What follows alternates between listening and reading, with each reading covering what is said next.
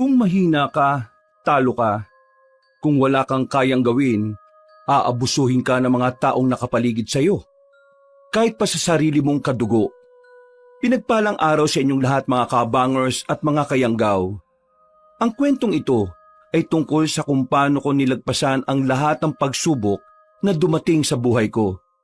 Naranasan ito ng isang kagaya ko na akala ko'y wala ng direksyon ng buhay, pero nang dahil sa isang matinding pangyayari, isang kaganapan na naglagay sa buhay ko sa panganib, nalaman ko ang tunay kong lugar at halaga. Ako po si Emil, at ang kwentong ibabahagi ko ngayon ay kwento ng totoong buhay na kung saan sumuot sa matinding pagsubok para lang makasalba. Mga pagsubok na ginawa ng mga taong nakapaligid sa akin, at ng mga nilalang na kung tawagin nila ay aswang. Muli, ako si Emil, kabanong mga kabangers at mga kayanggaw. Ito ang aking kwento. Bago nga pala magsimula ang ating kwento, sana'y mapindot nyo muna ang subscribe button at ang notification bell para lagi kayong nanonotify pag may bago tayong mga kwento. At huwag nyo rin kalilimutan mag-like at comment. Napakalaking tulong po ito sa ating channel para mas makapagatid pa kami sa inyo ng mga magaganda at mga nakakapangilabot na mga kwento. At ngayon, sa ating pagpapatuloy. Visit ka talaga kahit na kailan. Alak lang ang bibilin mo. Napatagal mo na. Saan bansa ka ba pumunta ha? Ang sabi ko dyan lang sa kabilang nayon. Tatawid ka lang ng tulay Lintik ka. Anong oras na? Inutusan kita mag-alauna. 4:00 na ngayon. Lumamig na tong mga pulutan namin Pasensya na tiyo. Sobrang dami kasing nakapila dun sa binilhan ko ng alak Kaya napatagal talaga ako. Wala akong magawa kung hindi pumila na lang din. Alam ko maraming pumipila doon kasi masarap ang alak doon Pero di ba sinabi ko naman sa'yo, hanapin mo doon si Mario at sabihin mo yung pangalan ko. Tsak ibibigay niya kagad yung kailangan mo. Ikaw kasi, tatanga-tanga ka. Hindi mo siguro ginawa kaya pumila ka ng pagkatagal-tagal. Naawa naman po kasi ako dun sa mga nakapila ng patas. Yung iba sa kanila, umaga pa lang nandun na para lang makabili ng alak. Kung makikisingit ako sa kanila, di para ko na rin silang dinaya. Nangangatwira ka ba talagang talentado ka? Anong tingin mo sa akin? Santo? Marunong maawa sa mga taong yon? Sino ba mga yon? Wala akong pakialam sa kanila. Ang akin lang, gusto kong mainom yung alak na gusto ko. Pero nang dahil sa kabagalan mo at katangahan mo, wala na ako sa mood. Palibhasa kasi ikaw, wala kang alam sa mga gantong bagay Hindi ka kasi nakapag-aral. Mang-mang! Walang kwenta! Tiyo, grabe naman yan. Napapahiya ako sa mga kainuman nyo Huwag naman sanang ganyan. Napapaya! Wala akong pakialam. Ako ang napapaya sa kanila kasi naghintay sila ng ilang oras dahil sa katangaan mo. Kung sana sinunod mo yung sinabi ko wala sanang problema. Kahit na kailan, ang hilig mong gumawa ng sarili mong desisyon. Kahit alam mo naman sa sarili mong mahina yung utak mo. Opo, di naman po ako matalinong tao Pero yung ginawa ko po pagpapakatao lang. Mas iniisip ko po yung patas kaysa sa maging matalino at madiskarte. Yung po kasi yung turo sa akin ng tatay ko noon Yun ang turo sa iyo ng tatay mo? Kaya tingnan mo, namatay na lang yung tatay mo. Hindi man lang nakaranas ng magandang buhay. Puro kasi kabaitan ang ginagawa. Hindi gumagamit ng utak.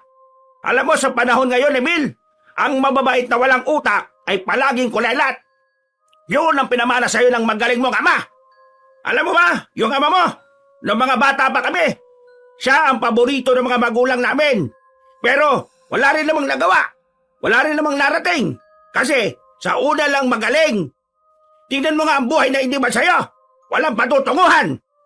Hindi po tama na insultuhin niyo yung tatay ko. Matagal na siyang wala. Sana man lang matuto kayong rumispeto sa mga taong patay na. Kasi kung talagang matalino kayong tao, hindi na dapat ito sinasabi Kapatid niyo yun Ano sinabi mo? Sinasabi ko bang tanga ko? Kayo po nagsabi niyan hindi ho ako. Ba't papalag ka na ba? Ha? Papalag ka na? Bakit ka ganyan kumakatingin? Ha? Ano? Aray ko, Tiyo. Nananakit na naman kayo eh. Tingin ko, kailangan mo talagang nasasaktan eh. Para naman kahit papano eh, nauugay ang utak mo. At baka may kaunting katalinuhan pang nakasiksik dyan. Mapakinabangan man lang sana kita. Ganyan ba talaga kapag merong pera? At nakakaluwag sa buhay? Nangaabusan na ho ng mas mahirap? Aba, sasagot ka ba talagang visit ka ha? Oo, ganito talaga kapag meron kang pera. Kapag meron kang utak. Kaya kung ayaw mong malubog sa kumunoy ng kahirapan at katangahan mo, matuto kang gumamit ng utak. Maliit na nga lang yung utak mo, hindi mo pa gamitin. Mais ka na nga sa harapan ko. Baka malumpo pa kita.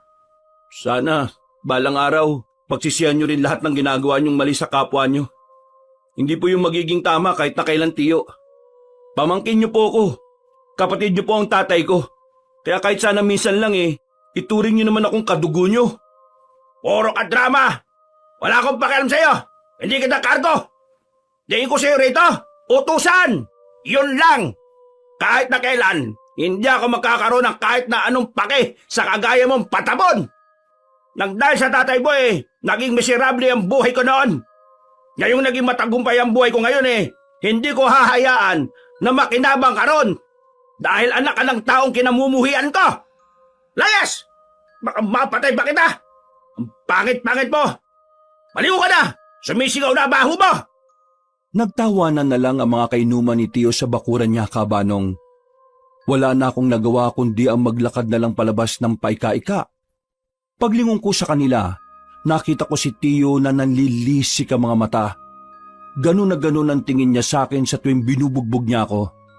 Naglakad na lang ako papunta sa paborito kong tinatambayan kapag sinasaktan ako ni Tiyo. Sa ilog. Umupo ko sa malaking bato habang nakalublob ang dalawa kong paa sa tubig. Nakatulala ako sa kawalan. Napapaisip kung bakit kailangan kong mabuhay sa ganoong paraan. Ano ba nagawa kong kasalanan sa mundong ito? Bakit ako pinaparusahan ng ganito? Lahat naman ginawa ko para maging mabuting tao. Pero bakit ganito? Bakit kailangan kong danasin ang kalbaryong to? Sana hindi na lang ako nabuhay sa mundong to kung ganito lang din ang araw-araw kong mararanasan. Hindi ko na namalaya na tumutulo na pala ang luha ko noon, Kabanong. Mas masakit pa ang nararamdaman ng puso ko kaysa sa nararamdaman ng katawan ko. Natigil lang ang pagdadrama ko nang may dumating na isa pang binata. May daladala siyang balde. Napatingin siya sa akin kaya agad naman akong umiwas ng tingin. Hindi ko inaasahan na lalapit siya kaya nagtaka ako. Bakit? May kailangan ka ba? Sino may gawa sa'yo ng mga pasa na yan? Dumudugo din yung labi mo. Ha? Wala to. Malayo to sa bituka. Pero mukhang malapit sa puso Ha? Kitang-kita sa mukha mo, pre. Parang nahihirapan ka ng mabuhay. Paano mo naman nalaman? Manghuhula ka ba? Pipi yung mama ko. Mama mo? Pipi? Anong kunik? Siya ang kinalakihan ko dahil iniwan kami ng papa ko. At dahil nga hindi siya nagsasalita, nasanay ako na binabasa ang nararamdaman niya sa pamamagitan lang ng mga mata niya. Kahit hindi niya sabihin sa akin, naalalaman ko kung kailan siya nasasaktan at nahihirapan. Siguro dahil sa ganun, madali na lang para sa akin na basahin ang nararamdaman ng isang tao sa pamamagitan ng pagtingin sa mga mata. Ganun ba? Ngayon, ayos naman ba mama mo? Oo, ayos na siya. Wala nang sakit. Wala nang hirap. 5 taon nang nakalilipas mula nang pumanaw siya. Pero habang buhay siyang nananatili dito sa puso ko. Tama ka sa sinabi mo. Nahihirapan na ako mabuhay. Mahirap naman talagang mabuhay sa ganitong mundo. Mas mahirap kapag wala ka ng malapitan o makapitan. Mas mahirap kapag yung mismong kadugo mo yung pilit na binabaong ka sa lupa Kadugo mo ba yung may gawa ng mga pasang yan? Oo, tsuhin ko. Hindi kita pipiliting magsabi kung bakit Hindi naman tayo magkaibigan at magkakilala. Pero alam mo, isa sa mga natutunan ko sa nanay ko, minsan, mas maayos pang makitungo ang mga taong hindi mo naman kilala. kaysa sa mga taong inaakala mong katuwang mo sa buhay. Kaysa sa mga kadugo mo o kamag-anak. Siguro, ganun nga. May mga taong nasa paligid mo na maayos ang trato sa'yo. Ako kasi wala eh. Sa lugar namin, wala akong kakampi. Mag-isa lang ako. Lahat ng tao ang tingin sa akin basura. Dahil sa tiyuhin ko na kung ano-anong pinagkakalat. Sirang-sira ako sa mga tao. Kaya, ang hirap. Ang hirap lumaban ng patas. Minsan nga, naisip ko, ano kaya kung sumunod na lang ako sa mga magulang ko? Patay na rin kasi sila eh. Naisip ko rin yan dati.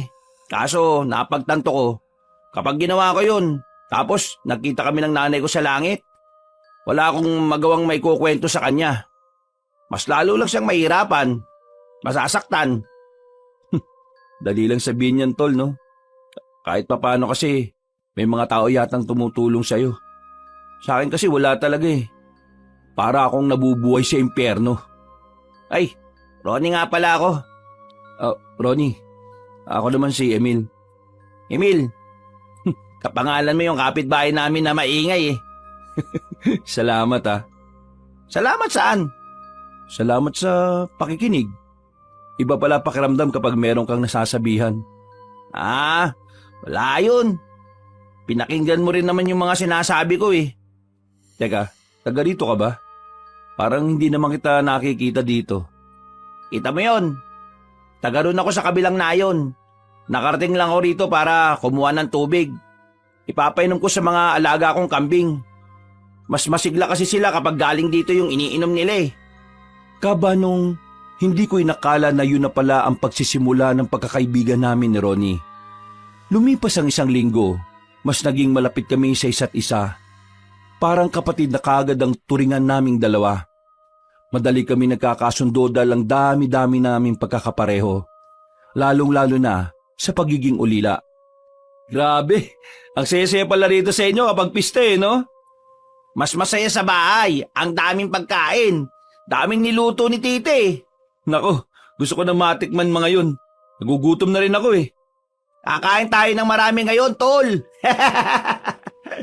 Sobrang saya ko noon, Kabanong. Yung mga pagkain kasi na hindi ko natitikman sa poder ng tiyo ko, doon ko palang talaga matitikman. Madalas kasi, puro na lang sabaw at kanin lang ang kinakain ko sa bahay. Nasanay na lang yung bibig ko sa matatabang na pagkain. Pagdating namin sa bahay ni Ronnie, hindi ako makapaniwala sa mga nakikita ko. Ang daming nakahain sa mahaba nilang lamesa. Ang babango. Tingin ko palang natatakam na ako. O tol, bakit parang nahihiya ka? Ayos ka lang ba? Tol, ang daming pagkain. Ngayon na kasi ako makakatikim ng ganito kasarap, tol eh. Masaya lang ako. Magsawa tayo dito ngayon. Tara na, kain na tayo. Pakiramdam ko noon, pansamantala ako nakalaya sa impyerno na gawa ng tiyuhin ko. Sa isip-isip ko noon, ganun pala ang pakiramdam ng malaya. Makakakain ka ng masasarap na pagkain at makakakita ka ng mga bagong kakilala.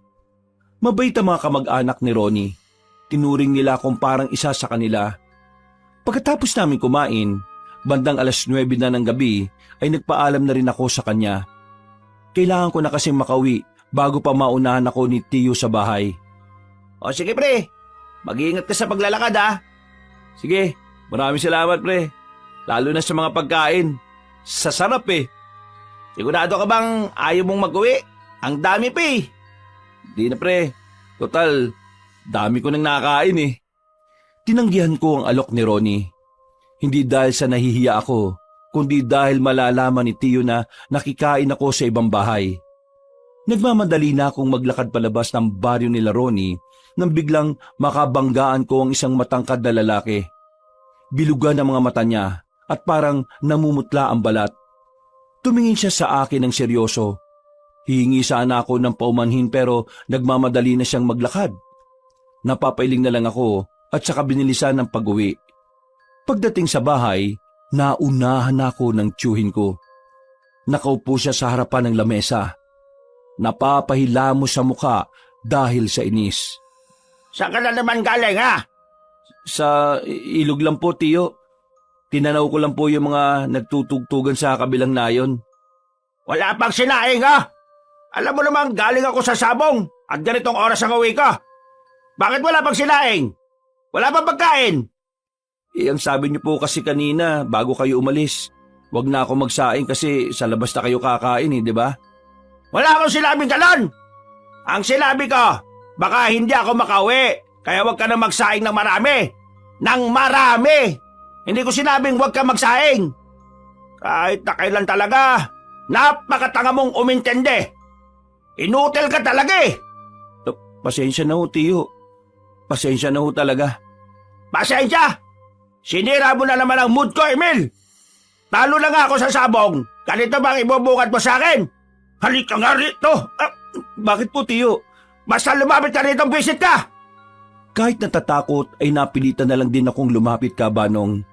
Bigla na lang niya akong sinampal ng malakas. Muntikan pa akong mawala ng balanse. Buti na lang ay nakatukod kagad ako sa lamesa. Masama araw ko kaya kailangan ko kumain. Kapag wala kang naihandang pagkain sa akin ngayong gabi, lulumpuin kita. Naintindihan mo? Opo, Tiyo. Agad na lang din akong kumilos ng mga oras na yon. Mabuti na lang at may itlog pang natitira at yun ang niluto ko para sa kanya. Kinain naman niya yon. Kaya nga lang, wala naman lang siyang itinira para sa akin. Buti na lang talaga at busog ako ng mga sandaling yon. Napabuntong hininga na lang ako, Kabanong, pero ang mahalaga na lang noon sa akin ay naging kalmado na rin siya kalaunan.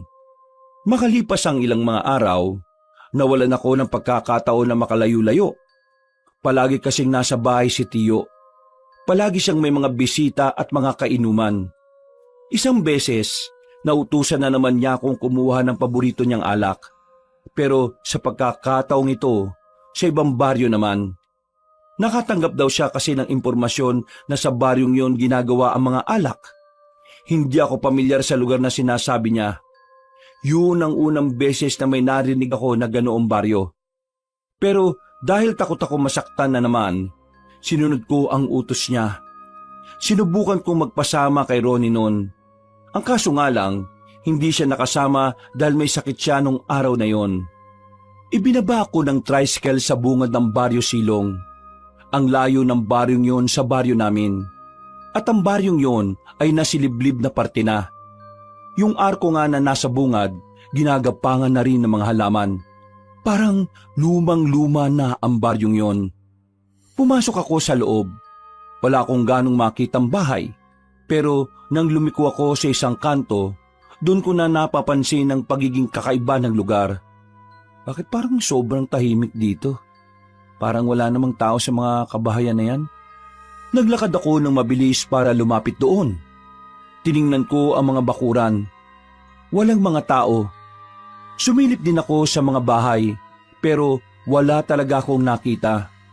Medyo kinakabahan na ako ng mga sandaling yun, Kabanong. Kaya ang nasa isip ko noon, baka ibang baryo ang sinasabi ni Tiyo.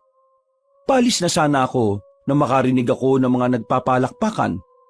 Hinanap ko kung saan nagmumula ang mga palakpakan hanggang sa makarating ako sa isang malawak na kapatagan. Doon ko na nakita ang mga tao. Nagtitipon-tipon sila. Parang may mahalaga silang pinag-uusapan. Aalis na sana ako dahil hindi naman ako interesado. Ang kaso nga lang, meron akong narinig na talaga namang nakapukaw ng atensyon ko. Malapit na ang ating pagbabalik. Kaunting sandali na lang. Kaunting hintay na lang, mga kapatid. Sa oras na makumpleto na natin ang mga alay, magkakalooban na rin tayo ng Panginoon ng karapatan na maghasik ng lagim. Ipaparanas natin sa mga tao ang galit nating mga aswang. Pagbabayaran nila ang ginawa nila sa mga ninuno natin. Nagtitindigan ng mga balahibo ko ng mga sandaling yung, Kabanong. Hindi ko pa man sigurado noon kung totoong mga aswang sila, pero kinikilabutan ako ng malala. Sa sobrang pagkataranta, nasagi ko ang mga nakasandal na kawayan sa gilid. At nang dahil doon, narinig ako ng mga naroon. Sinong nariyan? Wala na akong sinayang na pagkakataon. Kahit nangihina ang tuhod ko, nagmamadali akong tumakbo paalis. Akala ko'y hindi na nila ako masusundan. Pero nabahala ko nang makita kong may mga tumatakbo na rin para habulin ako. Binilisan ko lalo ang takbo ko hanggang sa makapasok na nga ako sa kagubatan. Akala ko ay lulubayan na nila ako. Pero nagkamali ako, Kabanong. Dito na nila ako naabutan. Huwag kayong lalapit. Papalo ko sa inyo tong hawak ko sanga. Pinadala ka ba ng mga tao para mag-espiya? Hindi ko alam ang sinasabi nyo. Ang sabi lang ng tiyo ko bibili ako ng alak. Yun lang ang pakay ko dito. Alak? Pwes, walang alak sa baryo namin. Ang meron lang, kamatayan! Umangil ang mga aswang habang lumalapit sa akin. Sa kakatras ko, hindi ko na namalayan na nadulas na pala ako pababa sa bangin. Hindi naman malalim ang bangin na yon, Kabanong, pero sa kamalas-malasan, sumabit ako sa mga sangang nakausli. Sugatan ng katawan ko dahil doon. Hindi agad ako nakatayo sa sobrang hapdi. Wag kayo lalapit. Wag niyo ako sasaktan. Wala naman akong ginawa masama sa inyo Aray! Wisit! Ang hapdi! Para akong maiihi sa mga sandaling yon, Kabanong. Hindi ko alam kung bakit parang sobrang sakit at hapdi ang mga tinamo kong galos. Samantalang mga simpleng gasgas lang naman yon. Sabi mo sa akin, sino nagpadala sa'yo rito? Ang tiyuhin ko, sabi niya, dito daw mabibili masarap na alak. Sinabi ko yung kanina, hindi naman kayo naniniwala sa akin Hindi talaga kapanipaniwala mga palusot mo. Kaya pasensya ka na. Ikaw ang magiging hapunan namin mamaya. Bababain na sana nila ako para kunin, pero nataranta ang mga aswang na yon nang may mga palasong tumarak sa ilan nilang mga kasama. Ang unang nasabi ng mga yon ay may mga dumating na daw na kalaban. Nagsiatrasa ng mga aswang. Iniwan nila ako ron. Ako naman ay tuluyan nang nawalan ng malay sa sobrang hapdi ng mga sugat ko. Paggising ko, kasama ko na ang isang matandang lalaki sa isang kwarto. Puti na ang mahaba nitong buhok. Bigotilyo na rin at may kahabaan ng balbas. May mga tattoo siya sa katawan ng iba't ibang simbolo. Hindi ko alam ang lugar na to Hindi to bahay ni Tiyo. Nasaan ako? Sino kayo? Nandito ka sa bahay ko. Bahay nyo? Paano ko nakarating dito hindi nga kita kilala. Mukhang hindi mo na nararamdaman ang hapli ng mga sugat mo. Mabisa talaga ang mga pinahid kong gamot. Sa sinabi niyang yon, ay nagkaroon na ako ng ideya. Naalala ko ang nangyari bago ko mapunta roon. Muli, bumalik ang kaba sa kalooban ko. Lalo na kapag bumabalik sa utak ko ang anyo ng mga aswang na muntikan na akong patayin. Ikaw ba yung nagpakawala ng maraming palaso? Hindi ako. Ang mga kasamahan ko. Pero kayo ang gumamot sa akin. Espesyalista rin ako sa panggagamot. Maraming salamat po. Ako naman ang magtatanong. Anong ginagawa mo sa lugar ng mga aswang? Lugar ba talaga yun ng mga aswang? Sagutin mo muna ang tanong ka. Pasensya na ho. Kasi po, inutusan ako ng tiyo ko na pumunta ron para daw bumili ng masarap na alak na sinasabi niya. Doon daw po kasi meron Kaso pagdating ko, wala akong inabutan. Tapos, yun, narinig ko yung mga boses ng mga aswang na nagtitipon. Nung una, wala naman akong ideya kung anong meron. Kaya ang ginawa ko, nakinig ako sa kanila. Kaso, nalaman nilang nandun ako Totoong may masarap na alak na mabibili doon. Pero wala na yun ngayon. Nang makuha na ng mga aswang ang baryo na yon, lahat ng tao ay nag-alisa na. Yung iba naman, pinagpapapatay na ng mga aswang. Ay, grabe naman po yan. Totoo pala talagang mababangis sila. Maswerte ka kasi naabutan ka namin habang nagro-ronda kami. Maraming salamat po talaga. Baka wala na ako kung hindi po kayo dumating. Yang mga pasa mo sa mukha, hindi yan dahil sa pagkalaglag mo sa bangin. Saan mo nakuha yan? Wala po yan. Sa tiyuhin mo? Paano niyo po naalaman? Nananaginip ka kanina. Umiiyak ka habang binabanggit ang pangalan ng tiyuhin mo. George. Agad akong nakaramdam ng lungkot ng mga oras na yon, Kabanong. May kasama rin yung takot. Dahil hindi ako nakabalik kagad sa amin. Siguradong malalagot na naman ako kapag umuwi ako sa amin. Sinasaktan ka ba niya para pasunurin sa mga utos niya? Wala naman po akong magagawa eh. Siya na lang yung nag-iisang tao na tumanggap sa akin. Kung wala rin naman siya, wala rin naman ako matitirhan eh. May magagawa ka pa. Takot ka lang. Nakulong ka kasi sa ideyang dapat kinatatakutan mo siya dahil akala mo siya lang ang meron ka sa mundo. Alam mo kung anong kailangan mong gawin para makalis ka sa problemang yan. Alamin mo kung anong tunay mong halaga. Kapag naalaman mo yon, mas mauunawaan mong dapat mas una mong pinagsilbihan ang sarili mo kesa sa ibang tao. Magpalakas ka. Sa mundong ito, ang mga mahihinang tao ay parang inaabuso. Ang mabubuting tao ay palaging ginagawang mahina. Sinasabi niyo po ba na dapat maging masama na lang ako? Hindi. Sinasabi ko lang na hindi mo kailangang maging mabuti sa mga taong hindi naman mabuti ang trato sa iyo. Ang kabutihan ay para lang sa mga taong karapat dapat pag-alayan. Huwag mong sayangin ang buhay mo sa mga taong walang magandang may dudulot sa iyo. Iligtas mo ang sarili mo.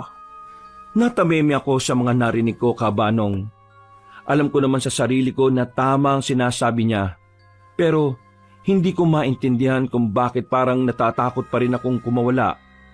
Parang takot akong hanapin ang kapayapaan na mag-isa. Makakatayo ka na. Pwede ka nang makauwi.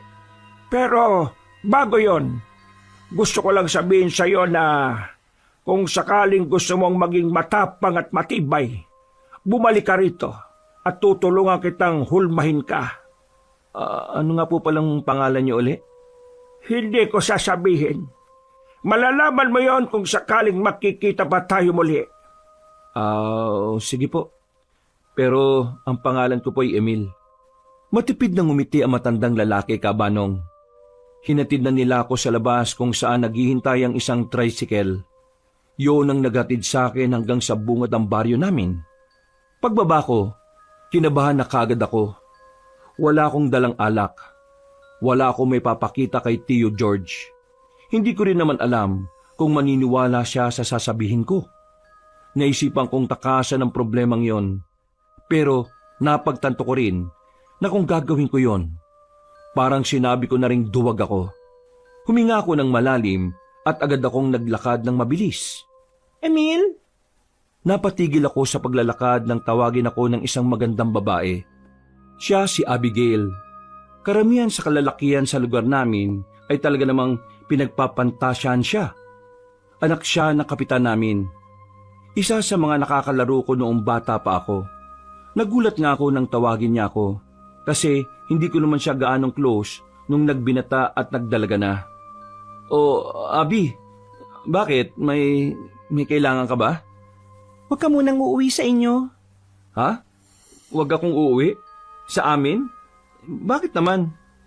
Ang tiyuhin mo, nagwawala na naman. Hinahanap ka kanina pa. Saka ba kasi nagpunta? At bakit ang dami mong sugat? Ano nangyari sa iyo? Ito? Wala to. Napaano lang sa daan. Sige na, uwi na ako. Huwag na muna. Masasaktan ka na naman eh. Hindi, ayos lang. Kakausapin ko lang si Tio. Pakikinig naman sa akin yun eh. Sigurado ka ba? Oo, ayos lang naman ako. Nakita ko ang pag-aalala sa mukha ni Abigail, Kabanong. Nakaramdam ako ng tuwa. Hindi ko kasi nakala na may iba pa palang tao na pwede mag-alala para sa kapakanan ko. Pero tumuloy pa rin ako. Naglakad ako ng mabilis. Nang matanaw ko na ang bahay ni Tio, bigla naman akong hinarang ng pinsan ko. Si Toto. Kagaya ko, madalas din siyang utusan ni Tio.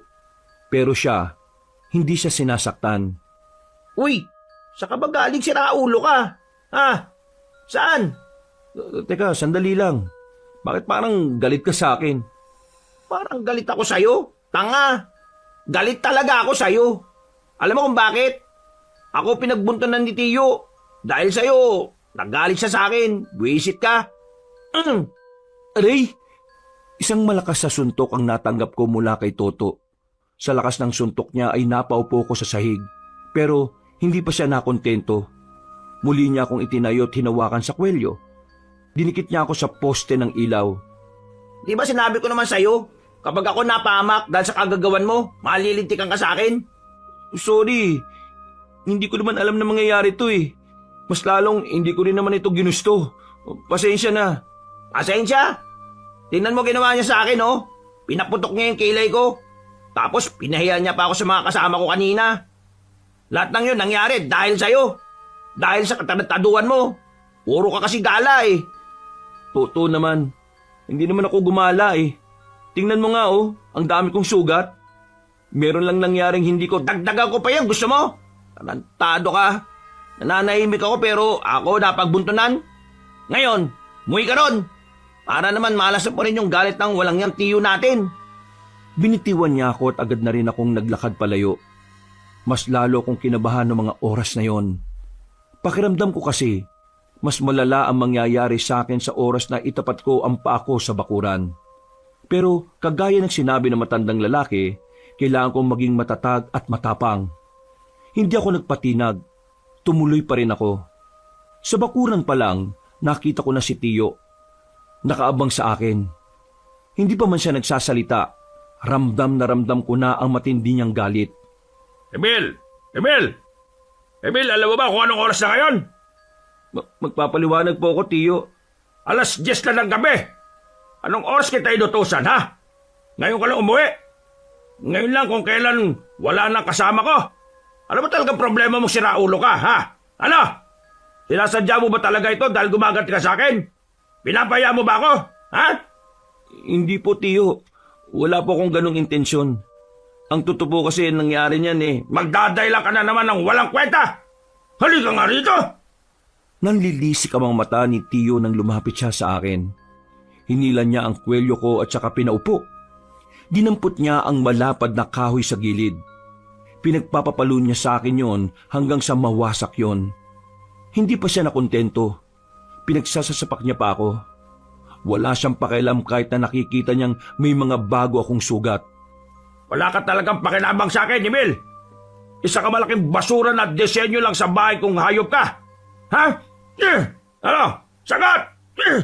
Wisit ka. Tama lang sa'yo to. Napasiksik na lang ako sa gilid ng lamesa, Kabanong. Duguan na ang bibig ko pati na rin ang kaliwa kong kilay.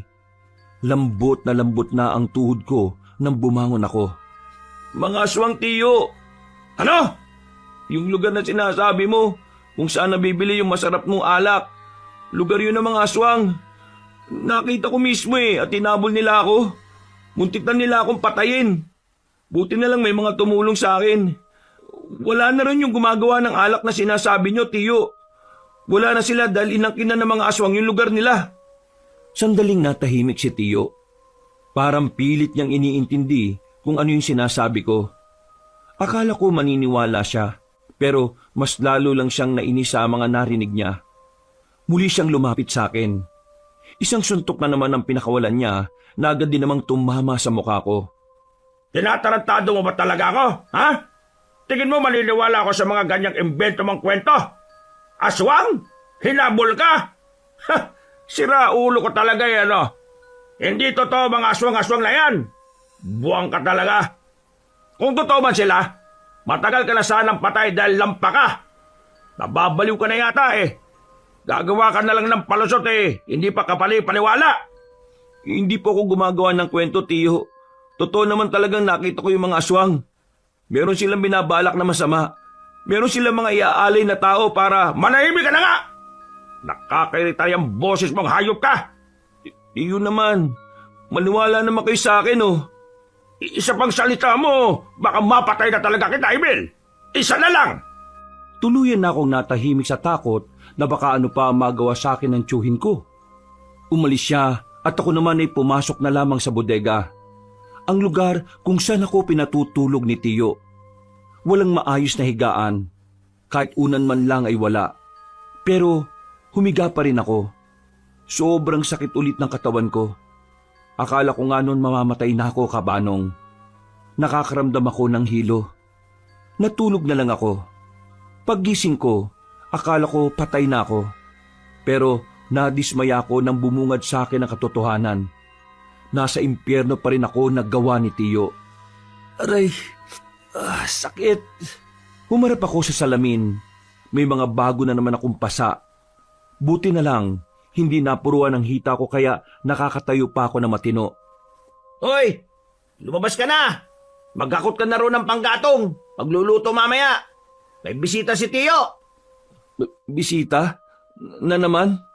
Gusto mo umangal? Bakit hindi ka magsabi sa kanya? Ikaw na lang ang maghanap ng kahoy. Ayoko na rito. Wow Kung makapagsalita to, akala mo naman kung sino. Bakit? Saan ka pupunta? May matutuluyan ka ba? Wala. Mas maganda nang magpalaboy-laboy kaysa may bahay ka nga. Pero mga demonyo naman ang mga kasama mo. Aba, parang tumatapang ka na yata ngayon ha? Naalog na ba yung utak mo? Siguro nga naalog na utak ko. Tapos napagtanto ko kagad bigla na ayaw kong gumaya sa'yo. Utusan lang habang buhay. Anong sinabi mo? Lalapit sana siya sa akin pero bigla kong dinampot ang bote sa gilid. Binasa ko yun at itinutok sa kanya ang talim. Hindi niya inaasahan ang gagawin ko, kabanong. Nanlalaki ang mga mata niya at napagilid na lang siya para padaanin ako. Pakisabi kay Tiyo, ayaw ko na rito. Mas gugustuhin ko pang maging palaboy kaysa kasama kayo rito. Wala kang utang na loob. Matapos kang patirahin dito, ganyan na isusukli mo sa kanya? Ano? Utang na loob? Hindi pa ba sapat yung paghihirap ko dito bilang kabayaran? Wala na akong utang na loob sa kanya. Sa kahit sino sa inyo. Ayoko na. Kung gusto mo maging utusan, bahala ka. Hindi ko kinuha mga gamit ko dahil makikita ako ni Tiyo sa loob. Nagmamadali na lang akong lumabas. Napapatingin pa sa akin ang mga tao sa nadadaanan ko. Lahat ay nagbubulungan, pero wala na akong pakialam sa kanila. Ang tanging nasa isipan ko na lang noon ay makaalis at makapagsimula ng bagong buhay. Lintik na yan. Tingnan mo nga nangyari sa iyo. Tapos sasabihin mo sa akin ngayon, ayos ka lang. Tingnan mo, para kang binugbog ng 10 maskuladong tao eh. Pre, hindi normal yan. Ireklamo na natin yung tsuhin mo. Hindi nagawain ng normal na tao yung ginawa niya sa iyo eh. Demonyo na siya oh. Gusto ko nang umalis doon. Kaya ayoko na sana magkaroon pa ng koneksyon sa kanya. Kaya, wag na. Isa pa, kanino ko magsusumbong? Kakampi niya pati mga pulis. Pati na rin si Kapitan. Napipiko na ako dyan sa tsuhin mo eh. Pati yung pinsan mo na isa. Pag nakita ko talaga yan, papasagi ko mukha niyan eh. Nako, hindi na bro kailangan. Anong di na kailangan? Kung hindi mo kayang gawin yun sa kanya, kasi mabait ka, ibahin mo ako. Hindi ako mabait sa lahat. Hindi naman sa ganon, tol. Ayaw ko lang talaga na madamay ka pa sa problema kong to. Napabuntong hininga na lang si Ronnie. Ramdam ko naman na nag-aalala lang siya sa akin. Pero para sa akin, mas lalo lang gugulo kapag gumanti pa ako. Sa amin ka na lang kaya tumira muna. Mag-isa lang naman ako sa bahay eh. Ay, hindi. Wag na pre. Nakakaya na no. Ang dami mo ng tulong na binigay sa akin. Ayoko nang maging pabigat sa ibang tao. Huy, tumigil ka nga. Ibang tao pinagsasabi mo dyan. Hindi ka naman ibang tao sa amin ah. Isa pa, kung hindi sa amin, saan? Saan ka ngayon pupunta? May kilala ako. Tutulungan niya akong maging malakas at matapang. Kaya babalikan ko siya. Sus! Sino naman kaya yan? Pre, medyo mawawala ako ng ilang araw. Pero pagbalik ko rito, sisiguraduhin kong ayos na ako. Ibang Emil na yung makakaharap mo. Paanong iba? Magiging masama ka na rin? Hindi, ano ka ba? Ibig kong sabihin, ang Emil na makakaharap mo ay ang Emil na hindi na magpapaapi. Bumuntong hininga na lamang ako. Pagkatapos ng pag-uusap namin na yon, naghiwalay na rin kami. Kahit masakit-sakit pa ang katawan ko, bumiyaya ako papunta sa lugar ng matandang lalaki. Bandang hapon na nang makarating ako ron. Naligaw-ligaw pa kasi ako sa gubat. Nagbalik ka! Manong, tulungan niyo po ako. Gusto ko maging matapang at matatag. Sige, pumasok ka. Pinatuloy niya ako sa bahay niya, Kabanong. Pinaghandaan niya muna ako ng makakain. Naging mabilis sa mga pangyayari. Hindi ko na namalayan na halos 1 buwan na rin pala akong naroon sa kanila. Marami na akong natutunan sa mga bagay-bagay. Natutunan ko rin kung papaano bigyan ng halaga ang sarili ko. At isa sa mga mahalagang natutunan ko sa pananatili ko roon ay kung papaanong ipagtanggol ang sarili ko kontra sa mga taong mang-aapi sa akin. Masasabi ko na ibang-iba na ang Emil noon sa Emil na natuto mula sa kanya. Bukod sa mga natutunan ko, ay marami na rin akong kaibigan doon. Mula nang manirahan ako roon, mas naramdaman ko kung paano maging isang normal na tao. Yung tipong tinatrato ka ng tama. Mang Willie, ayos ka lang? Sumasakit na naman ba yung kanang braso mo? Paralisado ang kanang braso ni Mang Willie. Hindi pa niya nasasabi sa akin ang dahilan kung bakit, pero palagay ko, may nangyaring hindi maganda noon kaya siya nagkaganon. Hindi na niya magamit ang kanang braso niya. Kaya pala, nung una kami magkausap, napansin ko na parang nakalaylay lang ang isa niyang braso. Oh, masakit na naman. Pero magiging maayos lang naman ako. Normal na ito sa akin. Wala ba talagang pwedeng gawing paraan para maibalik sa dati yan? Hindi naman ito normal na paralisado lang. Nagpatingin na rin ako sa mga doktor sa bayan noon. Pero wala rin silang magawa. Siya nga pala. Sigurado ka na bang babalik ka na sa inyo? Hindi naman ako babalik sa bahay. Babalik lang ako sa baryo dahil sa kaarawan ni Abigail. Yung kababata ko. Kailangan mo ba ng kasama? Oh, naku, wag na ho. Kaya ko naman ho ang sarili ko eh. Nakakalimutan niyo na yata, Mang Willie. Ibang Emil na ho ito. Ayos. Masaya ako para sa'yo. Tingin ko, hindi ka na talaga magpapape sa mga gustong manghamak sa'yo. Tama ho kayo dyan, Mang Willie. At kung ano man ako ngayon, dahil yun sa inyo. Kaya maraming salamat ho talaga. Pasalamatan mo ang sarili mo. Kasi mas pinili mong ilaban ang sarili kaysa malugbok. Parang ama ko na rin si Mang Willie, Kabanong. Kahit na 4 na linggo pa lang kaming nagkakasama, yung turingan namin sa isa't isa ay para talagang makadugo.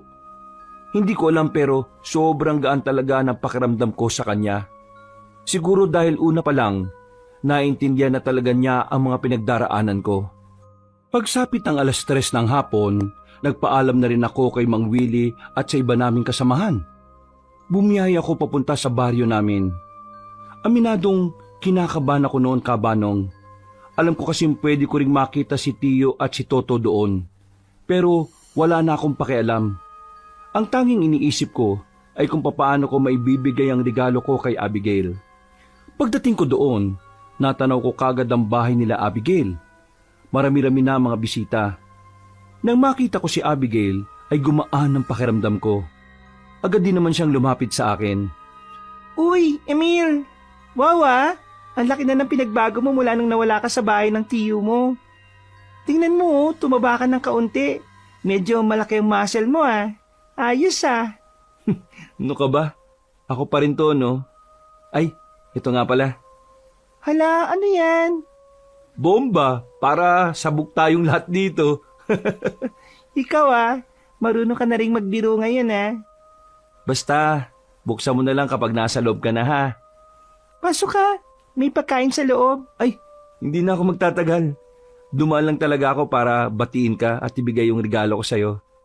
Alam mo naman siguro kung bakit ayaw ko muna rito sa atin.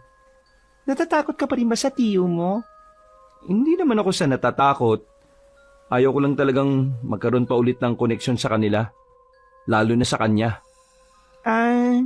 Naintindihan naman kita. Pero maraming salamat dito ah. Alam mo, masaya ako sa regalo mo. Tio, nandito pala yung magaling mong pamangkin, oh. Matapos mawala ng halos 1 buwan, lumitaw. Sa bagay, lumulutang naman talaga ang mga basura eh. Ay, anong ginagawa mo rito? At may lakas ka pa talaga ng loob magpakita, ha? Ang kapal talaga ng mukha mo. Sa pagkakaalala ko, wala naman akong ginawang masama. Kaya wala akong dapat na ikahiya. At walang dahilan para hindi ako pumunta rito. At talagang kinakaya mo nang sumagot-sagot sa akin, ah? Bakit? Ano pinagmamalaki mo? Nagkaroon ka lang ng kaunting muscle, akala mo kung sino ka na. Sandali lang po. Kaarawan ko po ngayon. Huwag naman po sana kayong gumawa ng eksena rito. Wala naman kasing ginagawa masama sa inyo si Emil eh. Nandito lang siya para iabot ang regalo sa akin. Aba, may regalo siya sa'yo. Tapos yung sa akin eh, hindi mo tinanggap kahit nung nakarang araw ko pa binigay. Hoy, Emil, sabi mo nga sa akin, pinopormahan mo ba itong si Abigail? Kapal ng mukha mo, ah. Anak ng kapitan yan, uy. Eh ikaw, anak ka lang ng ano? Anak ako ng mabuting tao. Ikaw, anak ka ng siraulo at pamangking ka ng demonyo. Ay, magdanda ka ng pananalita mo, Emil, ha? Baka mabigwasan kita ngayon. Abigail, pasensya na ha. Kailangan pa itong mangyari. Ayos lang. Patulan mo. Sigurado ka? Hoy, Emil, tinatanong kita, pinopormahan mo ba si Abigail? Eh ano naman sa'yo kung sakaling oo? Eh, tarantado ka rin pala eh, no? Nauna ako dyan, ah. Uy, para sa kaalaman mo, binasted na kita. Anong naunang sinasabi mo dyan? Hoy, binasted ka na pala eh. Anong iniiyak-iyak mo dyan? Tiyo, bigyan ko lang na isa to, ah. Masyado nang mayabang eh. Bangasan mo yung mukha niyan para malaman niya na maling-mali na nag-aangas siya dito sa harapan natin. Lumapit sa akin si Toto. Sinuntok niya ako pero nagawa kong ilagan yon. Dahil sa mga tinuro sa akin ng Mang Willie, wala man lang tumama sa mga suntok niya. Iniilag-ilagan ko lang. Pinagtatawanan na siya ng ibang nakakakita sa amin. Hinawakan ko naman siya sa kamay at saka sinipa. Dinakma ko siya sa kwelyo at saka sinuntok ng isang beses sa muka. Tumbak agad siya at dugo ang nguso. Hindi pa ako nakontento. Pinagsisisipa ko pa siya. Hindi ko pa sana siya titigilan kung hindi lang ako inawat ni Abigail. Tiyo, ibang Emil nang nasa harapan nyo ngayon. Hindi na ito yung Emil na kayang-kaya nyong apihin at saktan. Ang Emil na nasa harapan nyo ay kaya ng lumaban. Kaya sa susunod na hamakin nyo ako ulit, ikaw mismo, gagawin ko sa iyo lahat ng ginawa mo sa akin noon. Aba, mayabang ka. Akala mo kakayanin mo ako porque marunong ka ng lumaban? O bakit anong gagawin nyo? Ipapatira mo ako sa mga kakilala mong basagulo?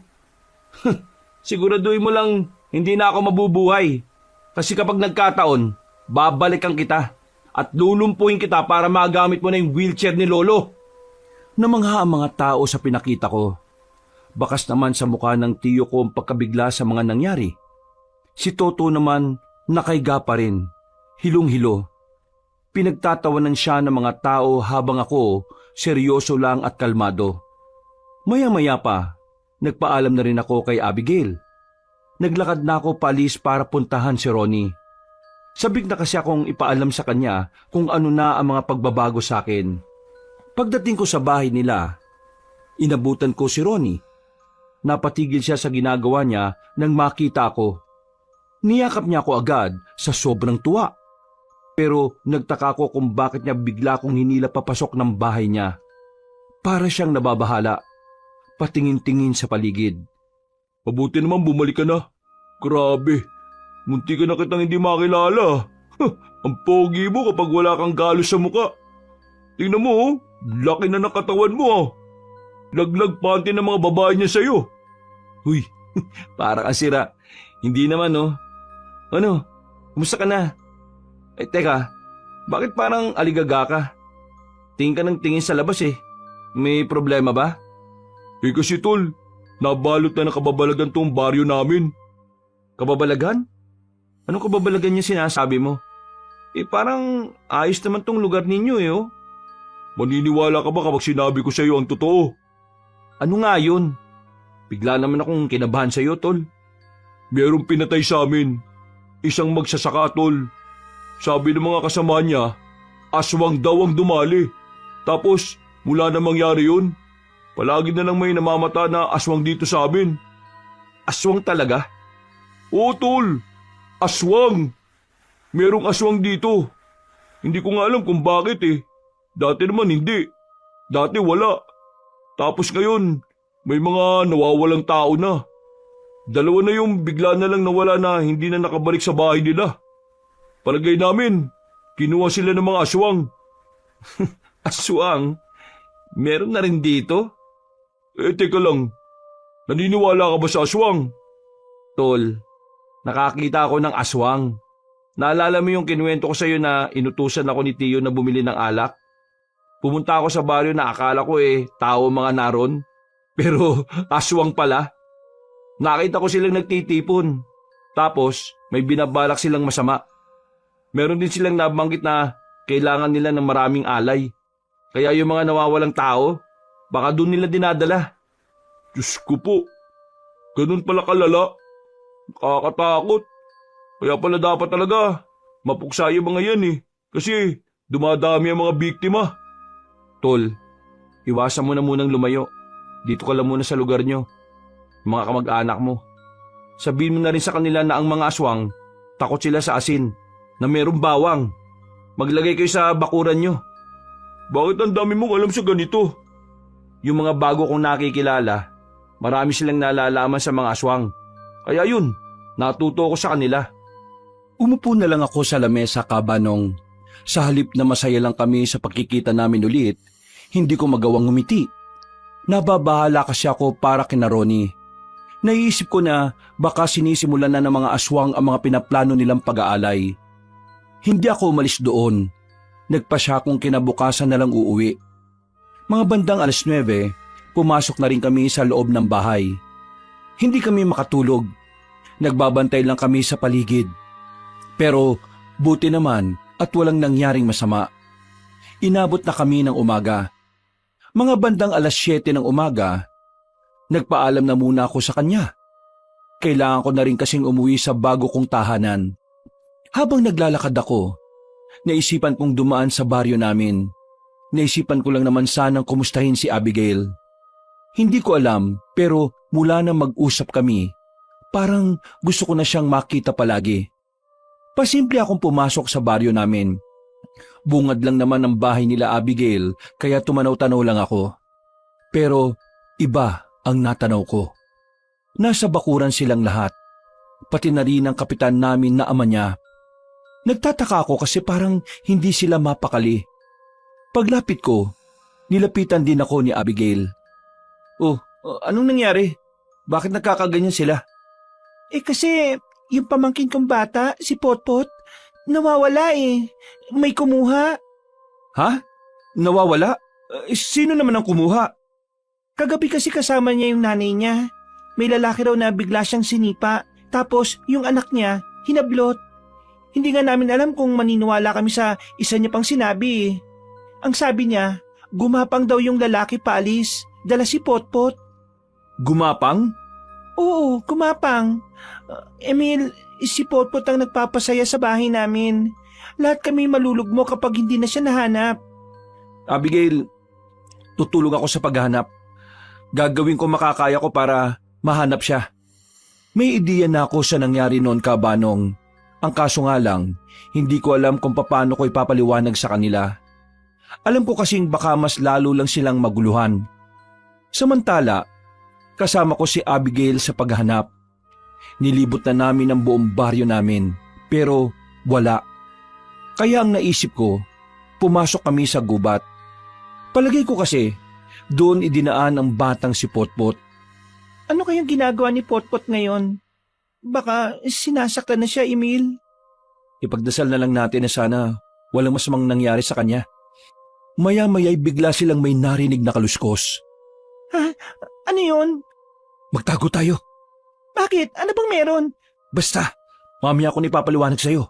Nagtago kami sa likuran ng halamanan. Mga ilang sandali lang, may dumating na isang lalaki. Walang damit pang itaas. Nakasuot lang ng maong na pantalon. Unang napansin ni Abigail ay ang mahahabang kuko ng lalaki. Pati na rin ang pagiging kulubot ng mukha nito. Tinakpan ko na ang bibig ni Abigail para hindi siya makalika ng kahit na anong ingay. Nang makalagpas na ang aswang, ay saka ko na lang siya pinagsalita. Ano yun? Bakit ganun siya? Tao ba yun? Maniniwala ka ba kapag sinabi kong hindi yan tao? Ano? Aswang. Aswang yun? Grabe. Oo, aswang. At malaki ang tsansa na aswang ang kumuha sa pamangkin mo. Kaya sundan natin ang aswang na yun. Baka makita natin si Potpot. Teka, naguguluhan ako eh. Parang ang bilis naman ng mga nangyayari. Paano naging aswang ang kumuha sa pamangkin ko? Mahabang kwento. Basta, nalaman ko na may balak silang manguha ng mga tao para ialay. Kung ayaw mong mapasama si Potpot doon, tara, sundan na natin yung lalaking yun. Alam kong nawiwindang pa si Abigail sa mga nangyayari ka, Banong. Pero wala na akong oras para magpaliwanag sa kanya noon. Sumunod na kami sa naglalakad na aswang. Hindi nagtagal, narating na rin namin ang isang bahay. Sa bakuran, merong mga batang nakatali sa kawayan. May nagbabantay na 2 lalaki. Palagay ko, mga aswang din yon. Lumapit kami ng kaunti. Narinig ko na hinihintay na nila ang mga susunod na mga bihag nilang bata. Si Potpot yun. Huwag kang maingay. Dito ka lang. Ililigtas natin sila. Paano mo sila ililigtas? Di ba ang sabi mo mga aswang ang mga yan? Dinukot ko na sa tagiliran ko ang daladala kong kutsilyo. Nanlaki ang mga mata ni Abigail dahil hindi niya inakalang may daladala pala akong patalim. Bakit kami dalang ganyan? Diyos ko ka naman. Para sa mga ganitong senaryo. Dito ka lang ha. Lalapitan ko na sila. Baka naman mapaano ka. Magtiwala ka lang sa akin. Ang isipin mo lang, kailangan mailigtas natin ang pamangkin mo. Gumapang ako palapit sa gilid ng bahay. Hindi nila ako naramdaman. Nang bumangon ako, ay mabilis kong nilapitan ng isang aswang na nakatalikod. Hinila ko siya papunta sa iskinita at saka pinagsasasaksak sa tagiliran. Medyo napatigil pa ako sandali kasi napagtanto ko na kinaya ko palang manaksak. Nang mapatay ko na ang isang aswang na yon, isusunod ko na sana ang isa, pero inabangan na pala niya ako sa bakuran. Inatake niya ako. Nabitiwang ko ang kutsilyo. Saka naman nag-iyakan ng mga bata. Pumaibabaw sa akin ang aswang. Malakas siya, Kabanong. Mabigat. Kaya nung unay nahirapan ako. Buti na lang ay nakaisip kagad ako ng paraan. Tinusok ko ang mga mata niya. Nang makalis siya sa ibabaw ko, hindi na ako nagsayang ng oras para kunin ang kutsilyo. Agad kong itinarak yon sa leeg niya. Dahilan para mamatay siya kagad. Mga bata, huwag na kayong umiyak. Nandito ako para itakas kayo. Ako, Potpot. Si tita to. Nandito na ako, okay? Hindi ka na mapapahamak. Aalisin ko na yung pagkakatali nyo ha. Makikinig kayo sa amin para makalis tayo sa gubat. Nanahimik ang mga bata.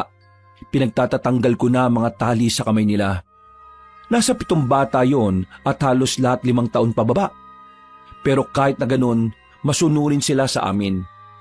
Nagawa namin silang ilabas ng gubat.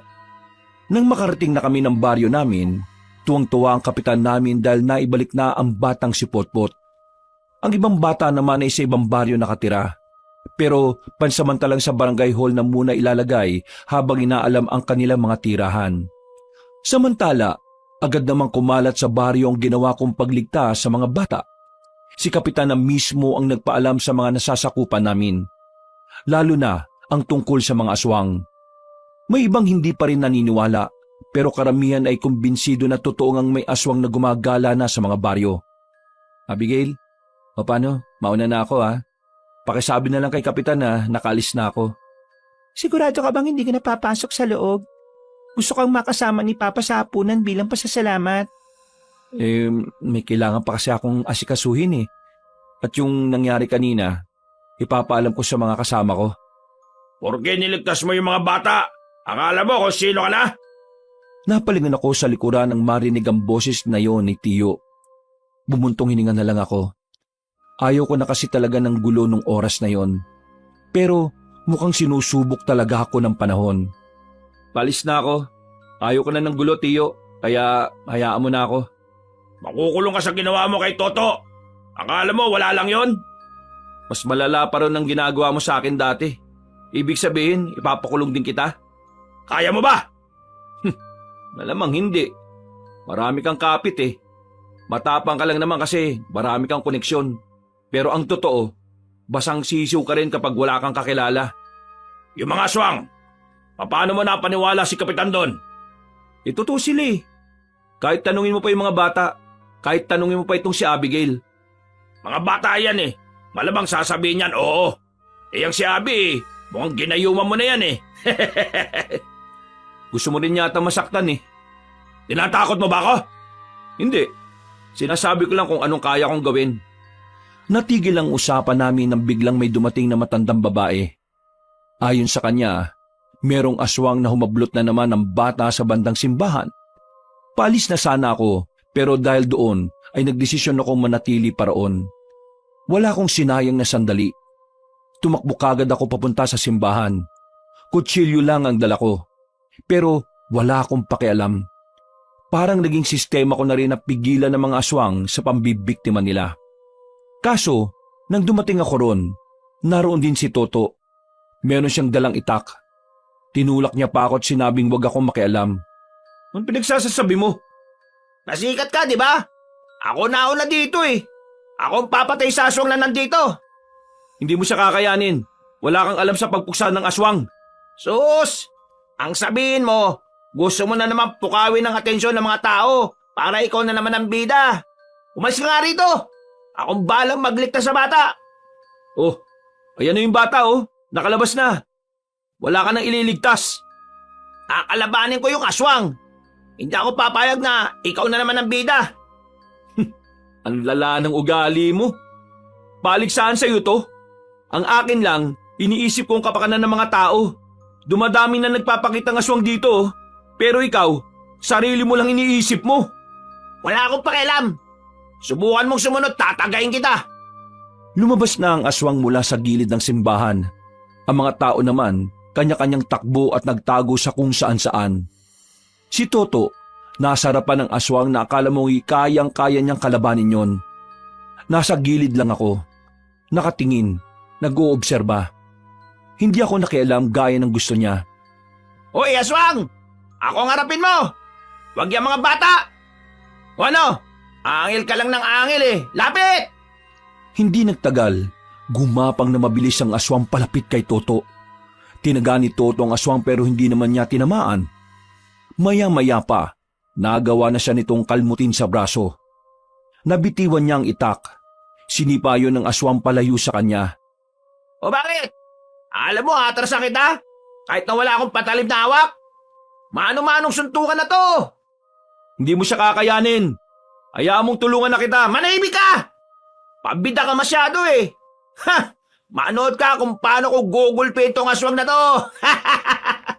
Ay naku, bahala ka nga sa buhay mo. Huwag mo ako sisihin kapag namatay ka ha. Tumigil ka na kasi. Nasisira concentration ko. Aray! Sa pag-atake ulit ng aswang, walang nagawa si Toto. Sinuntok siya sa muka. Tumbak agad siya. Sinipa pa siya ng ilang ulit. Nang makita kong hindi na siya makatayo, wala na akong sinayang na oras.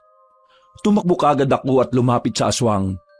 Kitang-kita ng lahat ng nanunood kung papaano ko ginulpi ang aswang.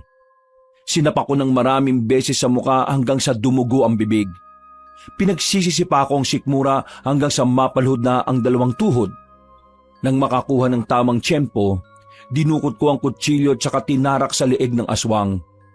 Agad na bumagsak ang aswang na yon. Nanlalaki naman ang mga mata ni Toto. Kahit nahihirapang tumayo, pinilit niya para lang malapitan ako. Hinablot niya ang kwelyo ko at saka ako kinastigo. Di ba ang sabi ko? Huwag ka makikialam ha? Kahit na kailan papansin ka talaga eh no? Kitang-kita na ng lahat na hindi mo kaya. Sa halip na nagagalit ka dyan, sa marunong ka muna magpasalamat kasi iniligtas kita. Magpasalamat? Pinaya mo ako sa mga tao. Ikaw nagpaya sa sarili mo. Kasi kahit alam mong hindi mo kaya, pinilit mo pa rin. Sinabihan na kita eh. Ang mga aswang ay hindi pangkaraniwan. May kakaiba silang lakas na higit kaysa sa mga tao. Pero matigas ang ulo mo. Inggitero ka sa atensyon na nakukuha ko, palibasa. Tama na yan! Ano? Naniwala ka na ba? Para sa akin, si Toto pa rin ang mas may silbi kaysa sa'yo. Ikaw, basura ka pa rin. Bahala ka na sa buhay mo. Kung yan pa rin ang gusto mong isipin. Ang mahalaga sa akin, napatay ko yung aswang.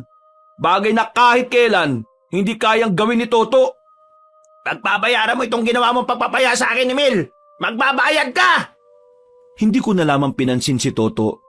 Nagmamadali akong umalis noon at saka nagpaalam na rin kina Abigail. Pag-uwi ko sa baryo nila Mang Willie, hindi ko inakala na makakarating agad doon ang mga ginawa ko. Sinalubong kagad ako ni Mang Willie. Magaling yung ginawa mo.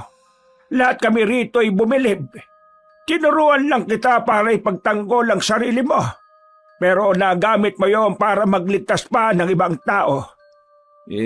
Ginawa ko lang naman ho kung anong nararapat. At teka, paano nga pala nakarating sa inyo? Ang layo ng baryo namin dito Pinasundan kita kanina kay Joseph.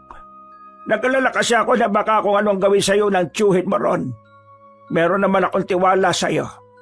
Naniguro lang ako para sa mga eksenang hindi natin maiiwasan. Maraming salamat po, Mang Willie. May itatanong pala ako sa inyo. Ay sige, maupo ka muna. Ano bang itatanong mo?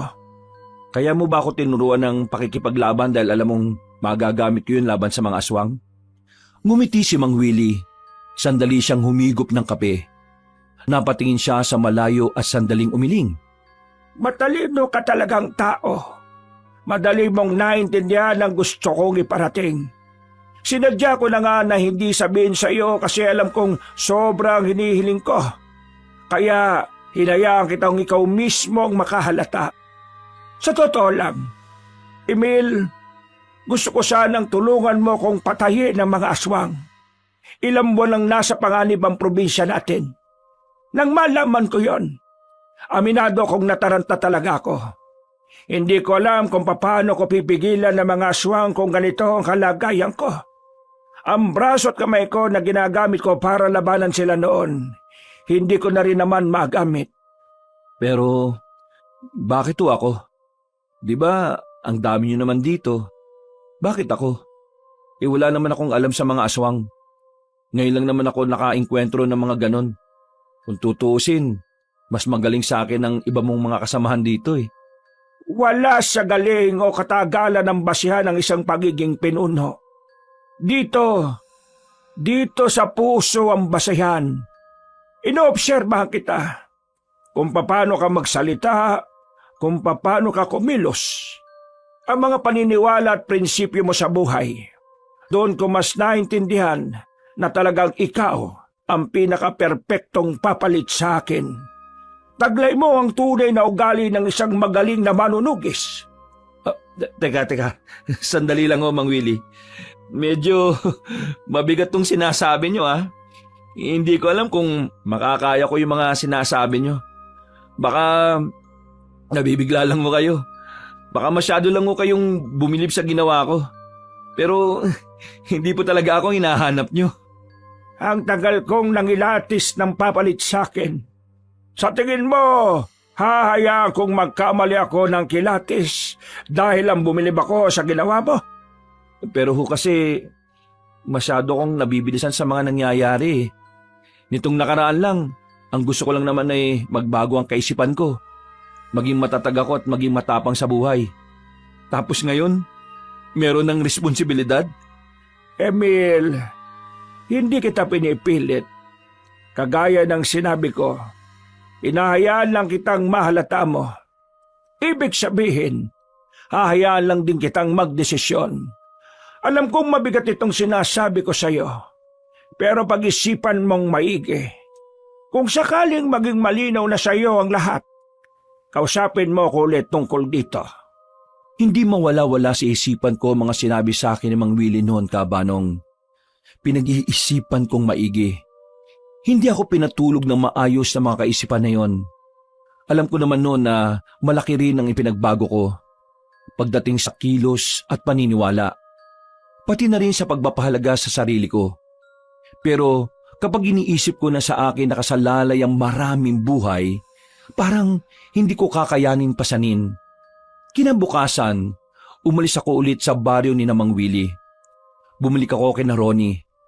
Sa pagdating ko doon, masamang balita na naman ang bumungad sa akin. Halika, pasok ka, bilis! Ha? Anong meron? May misa ba? Bakit pinapatunog ang kampana ng simbahan? Walang misa, pero merong pagluluksa. Kagabi, nakitang nakahandusay si Father Isko sa tapat mismo ng simbahan. Ang sabi ng mga madre, merong isang lalaking umaaligid sa simbahan. Nahalata yata ni Father na aswang yun. Sinubukan niya raw kalabanin, pero hindi niya kinaya eh. Ayun, napatay siya. Tapos, natangay pa yung isang madre. Grabe na palang nangyayari dito sa inyo. Palalanan ng palala. Alam mo bang sa amin, merong mga aswang din na dumating. Tinangkang kunin yung pamangkin ng kaibigan ko. At sa may simbahan din, munti ka na rin makuha yung batang lalaki. Eh anong nangyari? Napatay ba yung aswang? Oo, napatay ko. Ha? Napatay mo? Ibig mong sabihin, ikaw yung pumatay? Oo. Ako rin yung nagligtas sa mga batang dinukot at dinala sa gubat. Teka tol, hindi ko maintindihan eh. Paano mo nagagawang kalabanin ng mga aswang? Ganun ka na ba kaastig? Yung mga tumulong sa akin para maging ganito ko, kumakalaban sila ng mga aswang. Sila ang nagturo sa akin kung paano makipaglaban at makipagsabayan. Grabe! Astig naman yan, tol. Parang gusto ko rin magpaturo ah. Para naman maprotektahan ko yung mga kamag-anak ko rito. Takot na sila eh. Hindi na nga lumalabas ang karamihan sa kanila. Ako at ang ibang pinsan ko na lang na lalaki ang nagkukusang bilhan sila ng mga pangangailangan nila eh. Tol, yung mga pinsan mong lalaki, papuntahin mo rito. Bakit? Anong gagawin natin? Ituturo ko sa inyo yung mga natutunan ko. Tuturuan ko kayong protektahan ng sarili nyo, pati na rin ang mga mahal nyo sa buhay. Nakita ko kaagad ang pananabik sa mata ni Ronnie. Parang biglang nawala ang pangamba at takot sa kanya. Hindi nga nagsayang ng oras si Ronnie. Pinapunta niya kaagad ang mga pinsan niya. Kahit na tirik ang araw, sinimulan namin ang pag-iensayo. May mga napapadaan na tao at nakikita kami. Kalaunan, naging interesado ang mga yon sa ginagawa namin. Kabanong, hindi ko inakala na ang pagtuturong ginawa ko kina Ronnie ay gugustuhin na rin ng iba. Nang matuto na sila Ronnie, sila na rin mismo ang nagturo sa iba nilang kalugar. Nakaramdam ng tuwa, pag-asa at kaganahan. Naisip ko na kung pwede kong gawin yon sa baryo nila Ronnie. Malamang sa malamang, pwede ko rin gawin yon sa baryong pinagmulan ko. Lalo na't kailangan talaga nilang matuto kung paano labanan ng mga aswang. Makalipas ang ilang araw, nagkaroon ng magandang epekto ang ginawa namin nila Ronnie. Karamihan sa mga lalaki sa bawat pamilya roon, malalakas na ang loob. Handa na silang tumindig para labanan ng mga aswang. Natuwa naman ako. Kaya ang naisip ko, pumunta na rin sa baryo namin. Sinamahan ako ni Ronnie sa unang pagkakataon. Ito yung unang beses ko na makakarating sa inyo. Ipakita mo sa akin yung chewin mo ha. Uuntok ko sa muscles ko. Nakakatawa ka talaga. Hindi na kailangan yun. Yung mga ganong klase ng tao, hindi na dapat natin pinagsasayangan ng oras yun.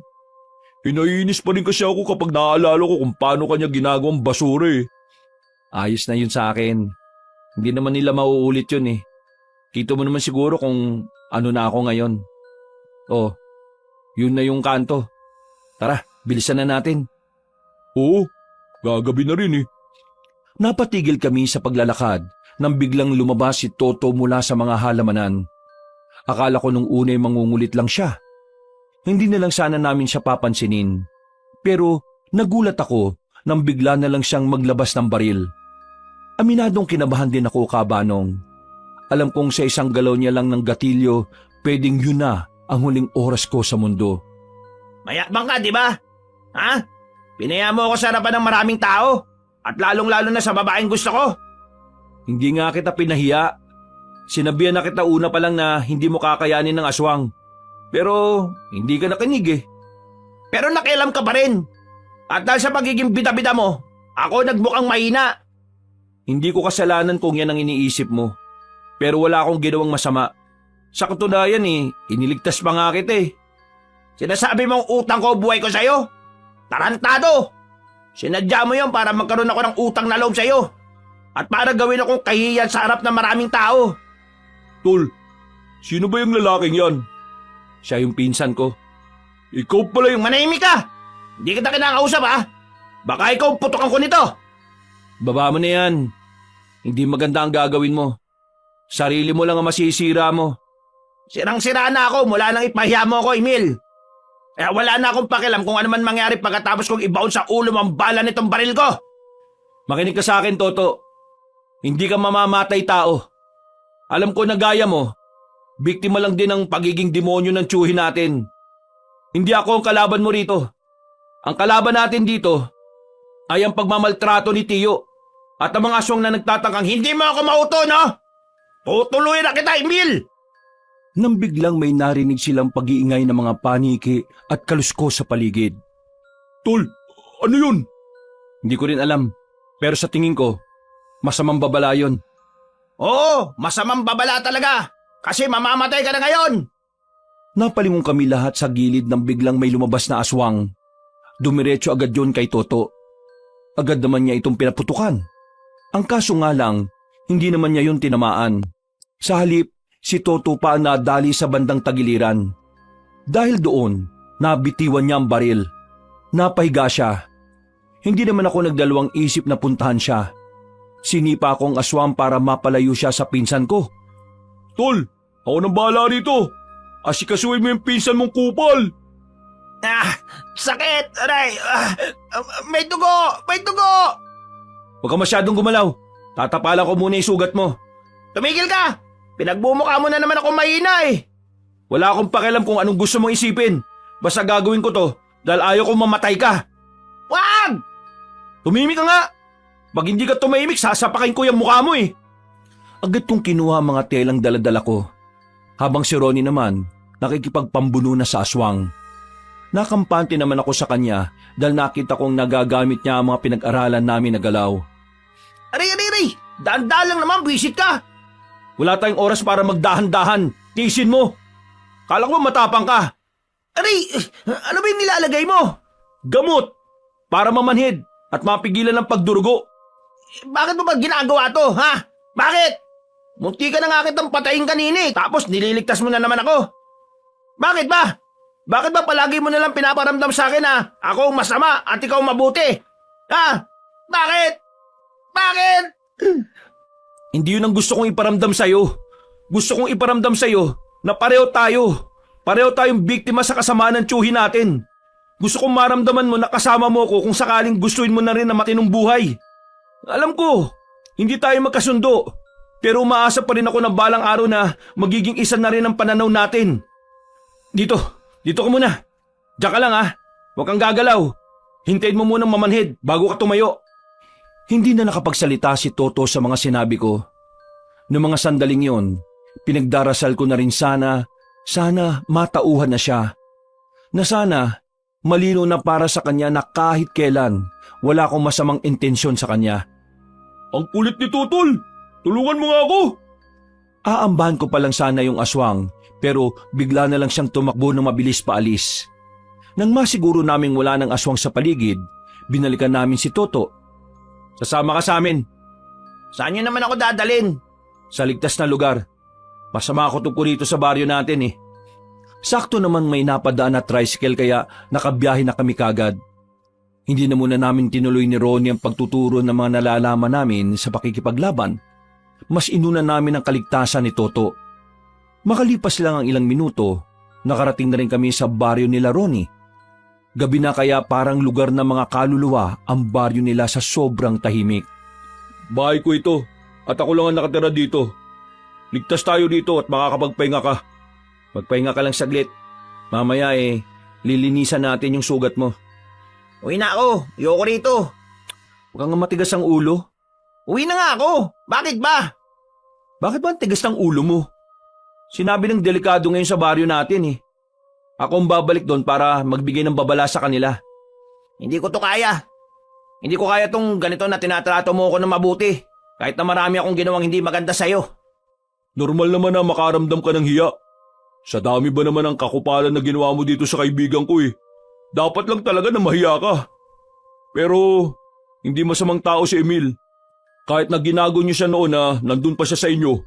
Kahit na kailan, hindi niya naisip na gantihan kayo. Lalong-lalo ka na. Kaya kung ano man ang ginagawa niya ngayon, Hindi yung para iparamdam sa'yo na masama ka. Ginagawa niya to kasi nakikita niya na pwede kang magbago. Gusto kanya magbago kasi pakiramdam niya, ikaw lang yung kamag-anak niya na pwede niya makasama sa buhay. Napapailing si Toto. Muli, naiyak na lang siya sa mga narinig niya. Ako naman ay parang nanikip sandali ang dibdib. Parang may kumurhot. Hindi ko kasi talaga matanggap kung bakit nauwi sa hindi maganda ang samahan namin ni Toto. Noong mga bata naman kasi kami, madalas kaming magkasama sa lahat ng bagay. Siya ang naging matalik kong kaibigan. Naalala mo ba nung mga bata pa tayo? Sinabi ko sa iyo na kahit na anong mangyari, magiging kasama mo ako palagi. Kasi ikaw yung tinuturing kong kuya nun eh. At hanggang ngayon, yung batang Emil, yung uhugi na Emilio, siya pa rin yung Emilio na kaharap mo ngayon. Kung anong tingin ng batang Emilio sa'yo nun, ganun pa rin ang tingin sa'yo ng binatang Emilio ngayon. Kaya to, hindi pa huli ang lahat. Kung mawala ka na sa masamang impluensya na naidulot sa'yo ng hayop nating tiyuhin, kailangan natin ng isa't isa. Lalong-lalo na ngayon, na may nilalang na nagtatangka sa buhay ng mga tao. At sa atin din. Kung masyado kang nabibilisan sa mga pangyayari, huwag mong pilitin ang sarili mong maging kasundo kaagad si Emil. Mahirap talagang baguhin agad ang ugali lalo na kung sobrang sama mo. Ikaw kanina ka ba ha? Simple mo akong sinasabihan ng masama ha? Aray! Masakit! Kumirot yung sugat! Nagsasabi lang ako ng totoo. Emil, alam mo, hindi ko inakala na ganitong isusukli mo sa akin sa lahat ng kasama na ginawa ko sa iyo noon. Oo, aminado ako. Naging masama talaga ako sa iyo. Nainggit kasi ako sa iyo eh. Kasi kahit wala na yung mga magulang mo, nakaranas ka maging masaya nung nabubuhay pa sila. Samantalang ako, puro kalupitan. Kaya mula noon, naging masama na tingin ko sa iyo eh. Pakiramdam ko kapag masaya ka, may kulang sa akin. Naiinis din ako sa iyo kasi ang tibay-tibay ng loob mo. Kahit ilang beses kang saktan, nakakatayo ka pa rin. Samantalang ako, isang sampal lang ni Tiyo eh. Ramdam ko pa rin hanggang kinabukasan. Siguro nga, nabulag ako. Na-impluensya ni Tiyo. Ginamit ko ang pagiging maangas para hindi ako magmukhang mahina. Pero ngayon, napagtanto ko. Napakawalang kwenta kong tao. Sinayang ko lang ang buhay ko eh. Yung nag-iisang tao na nakakaintindi sa akin. Tinuring ko pang kalaban. Pinagtangkaan ko pang patayin. Emil, patawarin mo sana ako, san? To, sapat na sa akin na alam kong interesado kang ayusin ulit ang buhay mo. Masaya na ako ron. Alam mo ngayon, kung kaya mo, tulungan mo ako. Iligtas natin ang kalugar natin. Alam kong hindi natin sila responsibilidad. Pero alam ko rin na kagaya ko, nandyan pa rin sa puso mo ang pagmamalasakit sa iba. Si Tiyo, may binabalak siyang masama. Ha? Anong ibig mo sabihin? Hindi totoong hindi naniniwala si Tiyo sa mga aswang. Ang totoo, sinabi niya sa akin na pipilitin niyang makausap ang mga aswang. Makikipag-deal siya sa mga halimaw na yon. Ano? Makikipag-deal? Ano yun? Nagalit siya kay Kapitan nang tanggihan niyang ipakulong ka eh. Kaya ngayon, gusto niyang sirain ang barangay. Gusto niyang ipagkanulo si Kapitan sa mga aswang. Kapalit naman nun, hihilingin ni Tiyo na paslangin ka ng mga aswang, pati na rin lahat ng may kaugnayan sa'yo. Mas lumala takbo ng utak ng Tiyo natin eh. Parang may sira na yata utak nun eh. Ano pa yung mga binabalak niya? Kinausap niya ang mga kumpare niya. Naglabas siya ng pera para dukutin si Kapitan. Ganon siya kadesperado para ipapatay ka. Mga aswang ang gusto niyang gumawa nun. Tinanggihan na rin kasi siya ng mga kakilala niyang birador dahil hindi naman niya kayang bayaran yung mga yon. Kaya yung naisip niya, palit ulo, si Kapitan, tapos ikaw ang kapalit. Inimbitahan ni Tiyo si Kapitan na pumunta sa bahay. Pero ang totoo, dudukutin na nila at dadalhin sa mga aswang. 10:00. Yun ang pagkakaalala kong sinabi niya sa akin. 10:00 niya pinapupunta si Kapitan sa bahay. Hindi pwede mangyari yun. Tatry rin siya ng mga aswang. Hindi makikipagkasundo ang mga aswang sa kanya dahil hindi naman siya kilala ng mga yun eh. Likas sa mga aswang ang pagiging mautak at mapanlinlang. Tatanggapin nila si Kapitan pero baka patayin din sila ng mga yun. Tara, Kailangan natin silang pigilan. At kapag napahamak ang kapitan nyo, wala nang mamumuno sa inyo. Kailangan natin makabalik doon. Kailangan natin masabihan si Kapitan. Tumingin ako sa orasan, Kabanong, na mag-aalas 7 na. Naisipan kong bumalik na kagad sa baryo namin. Ang kaso nga lang, bigla namang nagkaroon ng pag-atake sa baryo nila Ronnie. Kaya hindi kagad ako nakaalis. Oh, ano nangyayari? Dito ka lang, may mga aswang. Kasama ang baryong ito sa punterian nila eh. Ronnie, tara! Unahin mo muna kaya yung baryo nyo. Kailangan mong pigilan yung tiyuhin mo. May oras pa naman eh. Kailangan nating unahin muna kung ano ang nasa harapan natin. Paano ako? Kagaya ng sinabi ko kanina, magpahinga ka na muna rito. Mamaya pagkatapos ng gagawin namin, sasama ka sa akin at pipigilan natin si Tiyo. Uy, diga, sandali! Mabilis kaming lumabas ni Ronnie. Nakasalubong namin ang mga pinsan niya. Magkakasama naming hinarap kung saan nagbumula ang ingay na narinig namin. Ilang sandali lang, narating na rin namin ang malaking bahay roon na pilit pinapasok ng mga aswang. Hindi na kami nagpatumpik-tumpik pa. Nilapitan namin ang mga yon. Pinagtatatagaan namin ang mga aswang. Napas lang naman namin ang mga aswang na yon. Pero ayon sa mga taong nasa loob ng bahay, marami na raw nakuhang tao ang mga nilalang. Paano yung mga kinuha na tol? Alam ko kung saan sila dadalhin. Sama mo ko. Kayo rito. Kayo na munang bala sa bombaryo nyo ha. May kailangan lang kaming bawiin. Mabilis kaming tumakbo ni Ronnie palabas ng baryo nila. Walang dumadaan na tricycle. Parang kinakapitan pa kami ng kamalasan ng mga oras na yon. Kung kailan kami nagmamadali, saka naman wala kaming makitang masasakyan. Babalik na sana kami sa loob para maghanap ng mahihiraman ng motorsiklo pero biglang may truck na tumigil sa harapan namin. Pagtingin ko sa harapan, naroon si Mang Willie. Sasakyan! Kailangan nyo, hindi ba? Mang Willie, paano nyo nalaman na nandito ako? May mga mata ko na nagbabantay sa iyo, Emil. Pero hindi na yon ang mahalaga. Tara, sumakay na kayo! Nagmamadali kaming sumakay. Kahit na paralisado ang kanang braso ni Mang Willie, ay siya ang nagmamaneho ng truck. Hindi mo naman sinabi sa akin na tinanggap mo na pala ang tungkulin na sinasabi ko sa iyo, Emil. Hindi ko na nga rin namalayan na tinanggap ko na rin talaga. Basta ang nasa isip ko lang gusto kong iligtas sa mga dapat kong mailigtas. Teka, kayo po ba yung nagturo kay Emil kung paano maging astig? Bakit? Gusto mo rin? Turuan niyo rin ako pagkatapos mo ng lahat ng to ha. Dahil sa bilis ng pagpapatakbo ni Mang Willie ng truck, narating na rin namin ang baryo ng mga aswang. Ang lugar kung saan ako napadpad para sa isang alak na gusto ng tiyuhin ko. Pagbaba pa lang namin, naramdaman ko na kaagad ang kilabot. Pero hindi na ako naduduwag sa pagkakataong ito. Mga kasama, sasamahan niyo si Emil. Siya ang magiging pinuno ninyo ngayon. Kapag nakuha niyo na ang mga bihag, bilisan niyong bumalik dito. Tara na mga kasama! Nagmamadali kaming pumasok sa baryo ng mga aswang. Nang makita na namin ang mga kabahayan, walang sabi-sabi na binuhusan namin ang gaa sa mga yon at saka sinilaban. Ang malaking apoy na nalika namin ang siyang nakapukaw sa atensyon ng mga aswang na nagtitipo ng oras na yon. Kasunod nito, nakarinig na kami ng malalakas na angil. Ito na yata yung tunay na laban, tol!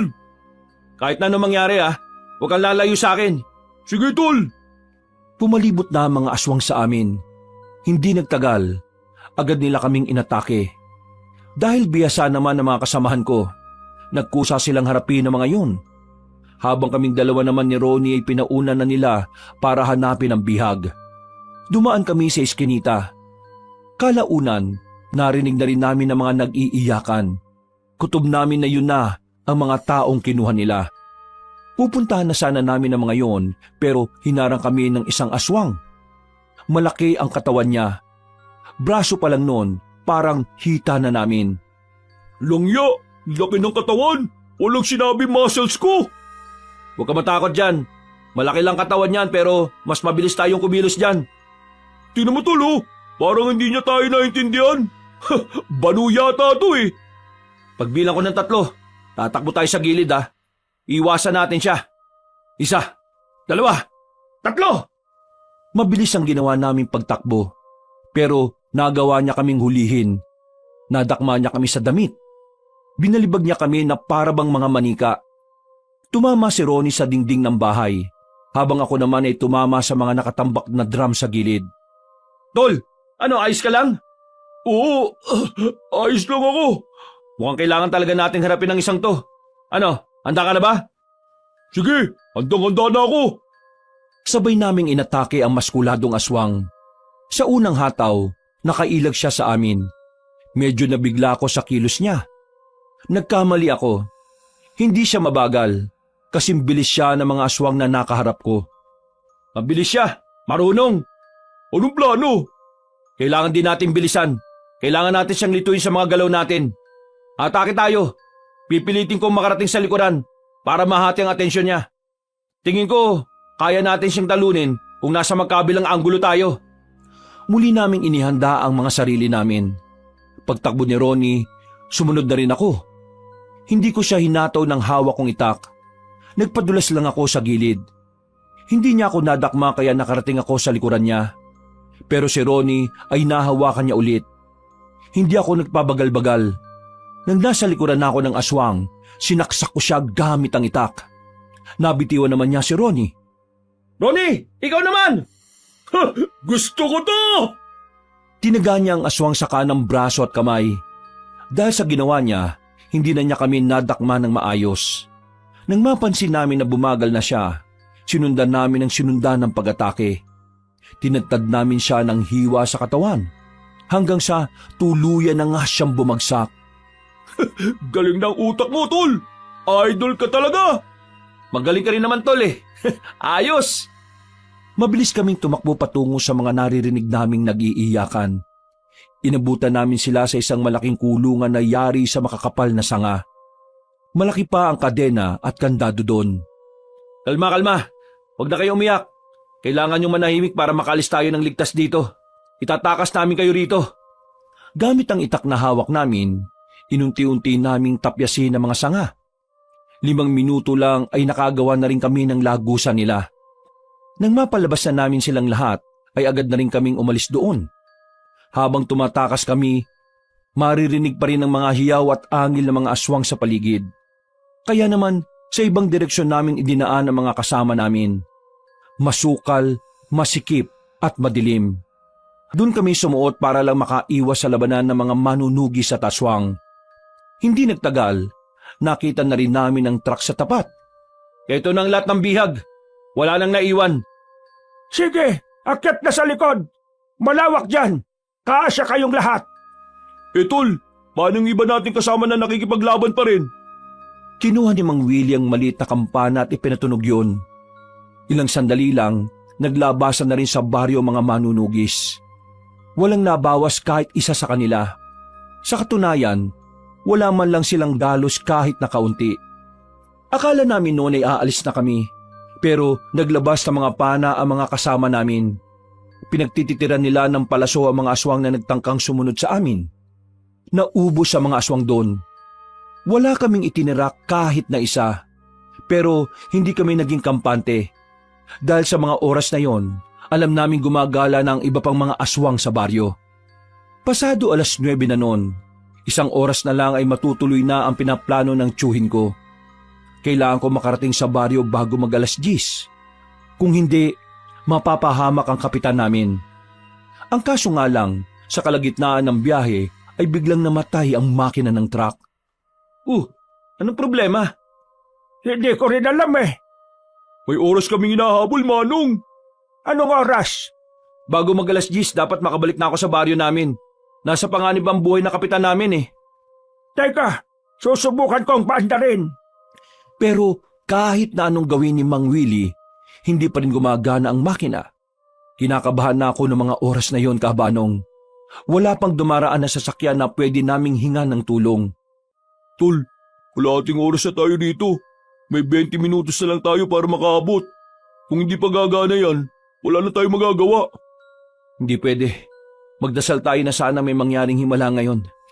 Isip. Kailangan natin makapag-isip. Tama! Ha? Tama ang alin? Meron tayong nadaan ng bahay kanina. May nakita ko nakaparadang tricycle doon. Balikan natin. Malapit lang yun dito. Kaya nating takbuhin. O sige, ayos! Nagpaalam na muna kami kay Mang Willie nung mga oras na yon. Binilisan namin ng takbo hanggang sa mabalikan nga namin ang bahay kung saan naroon ang tricycle. Nakausap namin ang may-ari. Ayaw pa kaming pansinin nung una, pero nang pakitaan ni Ronnie ng pera, nagmamadaling pinaandar ng matanda ang tricycle niya. Buti na lang talaga mukhang pera yung driver. Kung hindi, hindi kami makakabalik ng baryo. 5 minuto na lang ang natitirang oras. Pinuntahan kaagad namin ang bahay nila Kapitan. Pero ang sabi ni Abigail ay lumabas na ang tatay niya papunta sa bahay ni Tiyo. Pagdating namin doon, nakita naming nakatali na mga kamay ni Kapitan sa likuran at nakatapal na rin ng tape ang bibig. Ako naman ang kailangan mo, di ba? Pakawalan mo na yan si Kapitan. Oh, ha! Ang magaling kong pamangkin! Paano mo nalaman na ikaw ang kailangan ko? Hindi na mahalaga yon. Ang mahalaga, nandito na ako. Di ba gusto mo akong ipapatay sa mga aswang? Nakakatawa ka. Sa sobrang takot mong madungisan ng madungis mo ng pangalan, hindi mo kayang patayin gamit ang sarili mong kamay. Iuutos mo ba sa mga nilalang na hindi mo nang pinaniniwalaan noon? At gagamitin mo pa si Kapitan bilang kapalit ng ulo ko? Ah, yung walang kwentang si Toto na yun ang nagsabi sa'yo, no? Bakit? Nagkasundo na ba kayong dalawa? Pakawalan mo na si Kapitan. Akong ipalit mo sa kanya. Nakasama! Binabata yata tayo ng tangang to eh. Ano akala sa akin ito? Tanga? Nandito ka na rin at nandito na rin si Kapitan. Bakit hindi na lang kayong dalawang kunin ko? Total, itong si Kapitan eh, binwisit ako at tinabla ko eh. Isasabay ko na kayong dalawa para sabay na rin kayong umakyat sa langit. Bigla na lang akong tinutukan ng baril ng mga kasamahan niya. Si Ronnie naman ay hinablot ng isa at saka pinadapa sa lupa. Napakasama mo talaga kahit na kailan. Wala ka talagang pagbabago. Bakit naman ako magbabago? Sa ganitong ugali ako masaya. Ang pagbabago, para lang yan sa mahihinang tao. Sige na mga pare, kunin nyo na itong pamangkin ko. Hindi na tayo tutuloy sa pakikipag-usap sa mga aswang. Yang kasama na pamangkin ko, igapos nyo rin. Ang pangit ng mukha eh. Huh, nagsalita yung gwapo. Manimik ka! Kung ayaw mong unahin kita! Wala na akong nagawa noon, Kabanong. Ginapos na rin nila ako sa hagdanan. Kahanay ko si Kapitan. Ang pagkakarinig ko, balak nila kaming pahirapan muna bago tuluyang tudasin. Pero makalipas lang ang ilang minuto, bigla na lang umatake ang mga aswang sa baryo namin. Kahit si Tiyo, nabahala rin. Tiyo, pakawalan mo ako dito! Kailangan namin pigilan ng mga aswang! Kung hindi, sama-sama tayo mamamatay dito! Anong sama-samang mamamatay? Kayo lang, hoy! Aalis ako rito! Bahala na kayo sa mga buhay nyo! Bahala na kayong lapahin ng mga lintik na aswang na yan! Tumatawa-tawa pa si Tiyo nang bitbit niya ang mga bag niya. Kahit na anong pakiusap namin sa kanila, wala na silang pakialam. Iniwan nila kami roon para ipaubaya na sa mga aswang. Para sa tiyuhin ko, mas masaklap kung mamamatay kami dahil sa mga aswang. Napakasama talaga ng tiyuhin mo, no? Sira ulo. Sana, hindi na siya tanggapin sa langit. Palakasan ng palakas ang hiyawan ng mga tao. Kailangan na nila tayo. Hindi ako pwede mamatay dito. Ipinikit ko na lang ang mga mata ko. Sinubukan kong manalangin. Humiling ako ng himala habang naririnig ko ang malalakas na angil ng mga aswang sa baryo namin. Maya-maya lang, narinig ko ang boses ni Toto. Visit talaga si Tiyo, kahit kailan demonyo talaga eh. Toto! Mamaya na tayo mag-usap. Kailangan na kayo ng mga tao. Tinanggal niya ang tali naming tatlo. Kinuha na rin namin ang itak namin. Sa mga oras na yon ay muli akong nabuhayan ng loob. Insan, ikaw na munang bahala kay Kapitan ha. Kahit na anong mangyari, huwag kayong magpapahuli sa mga aswang. Kailangan na namin puntahan ng mga tao. Sige, ako nang bahala rito, Insan. Lumarga na kayo. Tol, marami yung aswang. 2 lang tayo. Kakayanin kaya natin? Tapos na ang problema sa baryo nyo, Ronnie. Kasama kong dumating dito yung mga pinsan mo. Pati na rin yung ibang residente sa baryo ninyo. Uy, ayos! Mabilis kaming tumakbo paalis ni Ronnie.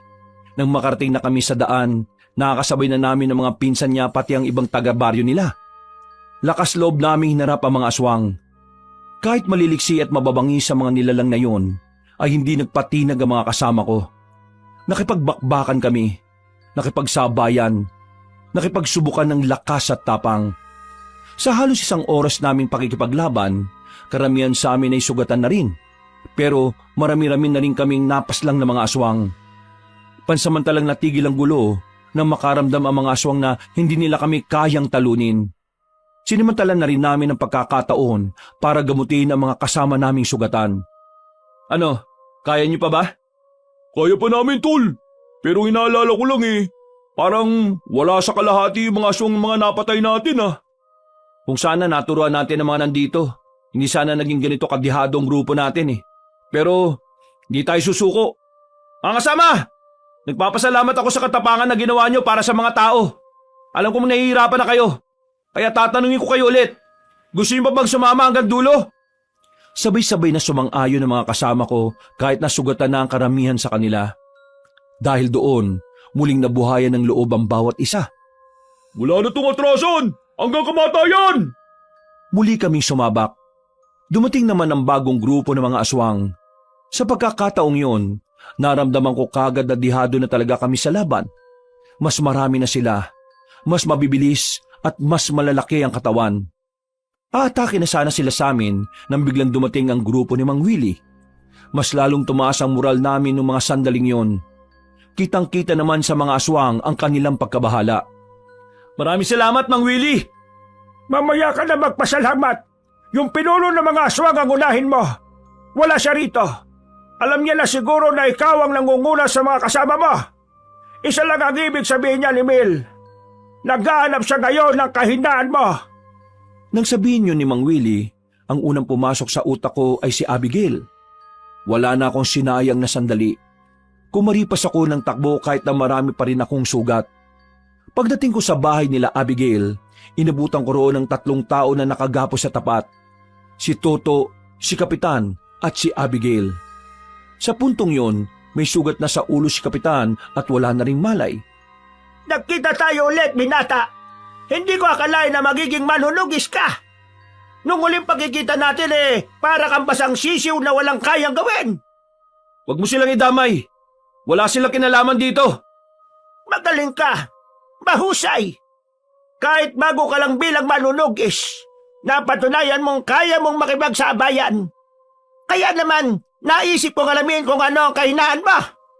Masisisi mo ba ako kung masyado kong matalino sa parteng ito? Anong kailangan mo? Ang kailangan ko'y ikaw. At ikaw matanda ka. Kailangan ko kayong burahin dahil kayong dalawa lang ang banta sa aming lahi. Hindi ko na mapapakinambangan ng kanang braso ko. Kaya paano ako magiging banta sa iyo? Braso lang ang may problema sa iyo. Pero gumagana pa rin ng maayos ang utak mo. Sige, lubot kayo. Anong binabalak mo? Kung gusto niyong mabuhay ang 3 ito, lumuhod kayo at sabihin kayo na lang ang paslangin ko kesa sa kanila. Huwag kang makikinig sa matandang to, Insan. Isa lang yan, 3 kayo. Huwag niyo kaming isipin. Mas mahalaga ang buhay ng maraming tao. Kapag nagkamali kayo ng sagot, madali kong papaslangin ang 3 ito. Hindi niyo alam ang kaya kong gawin. Nagkatinginan kami ni Mang Willie. Sinusubukan naming mag-usap gamit ang mga tingin. Pero wala kaming mabuong plano. Nakatutok ang mahabang kuko ng matanda kina Toto. Kaunting galaw lang namin ay patay sila. Kami na lang ang paslangin mo, wag na sila. Lumuhod kami sa harapan niya. Yumuko kami para ihanda ang leeg namin na ayon sa kanya. Pasisiritin niya ang dugo gamit ang kuko niya. Uy, anong ginagawa niyo, Insan? Huwag ba kayo? Kapag nawala kayo, sino nga asahan ng mga tao dito? Mabuti naman at tama ang ginawa niyong desisyon. Lumapit sa amin ang matandang babae. Nang masiguro naming hindi na niya maaabot sila Toto, mabilis kong hinugot ang kutsilyo sa tagiliran ko at saka sinaksak sa binti ang aswang. Hindi pa niya naidadampi sa leeg namin ang kuko niya. Sinundan kagad ni Mang Willie ng isa pang saksak sa hita. Si Ronnie naman ay tinaga-agad ang matandang babae sa tagiliran. Napasandal na lang siya sa pader habang nakahawak sa bewang. Mga trader kaya! Ganon din naman ang mga ugali niyo Ginaya lang namin yon laban sa inyo. Ang ideya ng pagbihag ng mga taong walang kalaban-laban, nagpapatunay lang na wala kang kayang gawin. Hindi mo kakayanin si Emil kung magtatabat kayong dalawa. kaya naisip mong gamitin ang kahinaan niya. Yun ang malaking pagkakamaling ginawa mo. Masyado mong minaliit ang kalaban mo. Hindi mo muna kinilala ng lubos. Hindi na mangyayari ang pag-aalay na binabalak nyo. Sa madaling salita, hindi na kayo aabot sa araw kung saan ay magiging malakas kayo. Hindi ako matatalo ngayon. Ipagpapatuloy ko pa ang nasimulang layunin ng aming lahi. Hindi na maitutuloy yun, tanda. Tanggapin mo na ang katotohanan. Dito na kayo magtatapos. Itinarak ko na ang itak na hawak-hawak ko. Agad din naman binawian ng buhay ang pinuno ng mga aswang. Kasunod ng pagpaslang namin sa kanya ay ang pagkapanalo ng mga kasama namin sa laban nila sa mga natitirang aswang. Sabay-sabay na sinunog ang bangkay ng mga nilalang. Emil, proud na proud ako sa ginawa mo. Alam kong meron kang potensyal, pero hinigitan mo ang inaasahan ko. Maraming salamat po, Mang Willie. Hindi mangyayari ang lahat ng ito kung hindi mo ko tinulungan na makilala ang tunay na ako. Palagi kong sinasabi, mas pasalamatan mo una ang Panginoon, pangalawa ang sarili mo. Dahil naniwala ka na kaya mo. Napayak na lang ako sa sobrang tuwa noon, Kabanong. Kahit kailan kasi, hindi ko naisip na darating ang araw na meron akong magagawang makabuluhan para sa mga tao. Matapos ang malaking problema na yon, naging maganda na rin ang samahan namin ng pinsan kong si Toto. Nagbagong buhay na rin siya. Sa katunayan, nagustuhan niya rin maging isang manunugis kagaya ko. Samantala, si Tiyo naman ay natagpuang patay sa gilid ng kalsada. Lasog-lasog ang katawan niya. Kasama niya sa mga nasawi ang mga kaibigan niya. Hindi pa sila nakakalabas ng baryo, ang mga aswang na ang nagsilbi nilang karma. Samantala, nagkamabutihan naman kami ni Abigail. Naging boto na sa akin ang tatay niyang kapitan dahil sa pinakita kong katapangan para sa baryo namin. Kabanong, sa lahat ng nangyari sa buhay ko, napatunayan ko kahit na anong hirap pala ng pinagdaraanan natin, palaging may pintong nakabukas na nag-aabang sa atin. Kailangan lang talaga nating magtiwala sa sarili nating kakayahan. Kailangan lang talaga nating maniwala na kakayanin nating makabangon sa lahat ng pagkakadapa. Hanggang dito na lang po. Pinagpalang araw sa lahat ng mga kabangers at mga kayanggaw. Maraming salamat po sa inyong pakikinig. Mga kabangers, mga kayanggaw, si Kabanong po uli. Muli, nagpapasalamat po ako sa inyong pagsubaybay sa kwento natin ngayong araw na ito. Sana po naibigan niyo po ang ating kwento. Kaya sana'y huwag niyong kalimutan pong mag-comment at pindutin niyo po yung like button. Ngayon kung medyo nabitin po kayo sa kwento natin iniimbitahan ko po kayong bisitahin kaagad natin yung iba pa natin mga channel. Yung Pamela Clamil kung saan nagnanarita ko bilang Lolo Pael at bilang ako rin bilang Kabanong. Konti pa lang po yung subscriber doon kaya sana'y mag-subscribe rin kayo doon at pindutin niyo po yung notification bell para lagi kayo nanonotify pag may mga bagong tayo mga videos doon. And don't forget to comment and like the video. At kung bitin pa rin po kayo, eto ang good news. Meron po tayong bagong channel, ang Kabanong version 2.0, kung saan meron na po tayong mga moving images doon. Kaya pwede na rin po kayong nanonood habang nakikinig po ng napakagandang kwento. Or pwede namang nakikinig lang kayo dahil meron po kayong ginagawa. Balikan nyo na lang po kung gusto nyo po mapanood. Sana po'y mag-subscribe rin po kayo doon para makasama kayo sa first 100,000 subscriber ng channel na yon. So, hanggang sa susunod na kwento, wakas!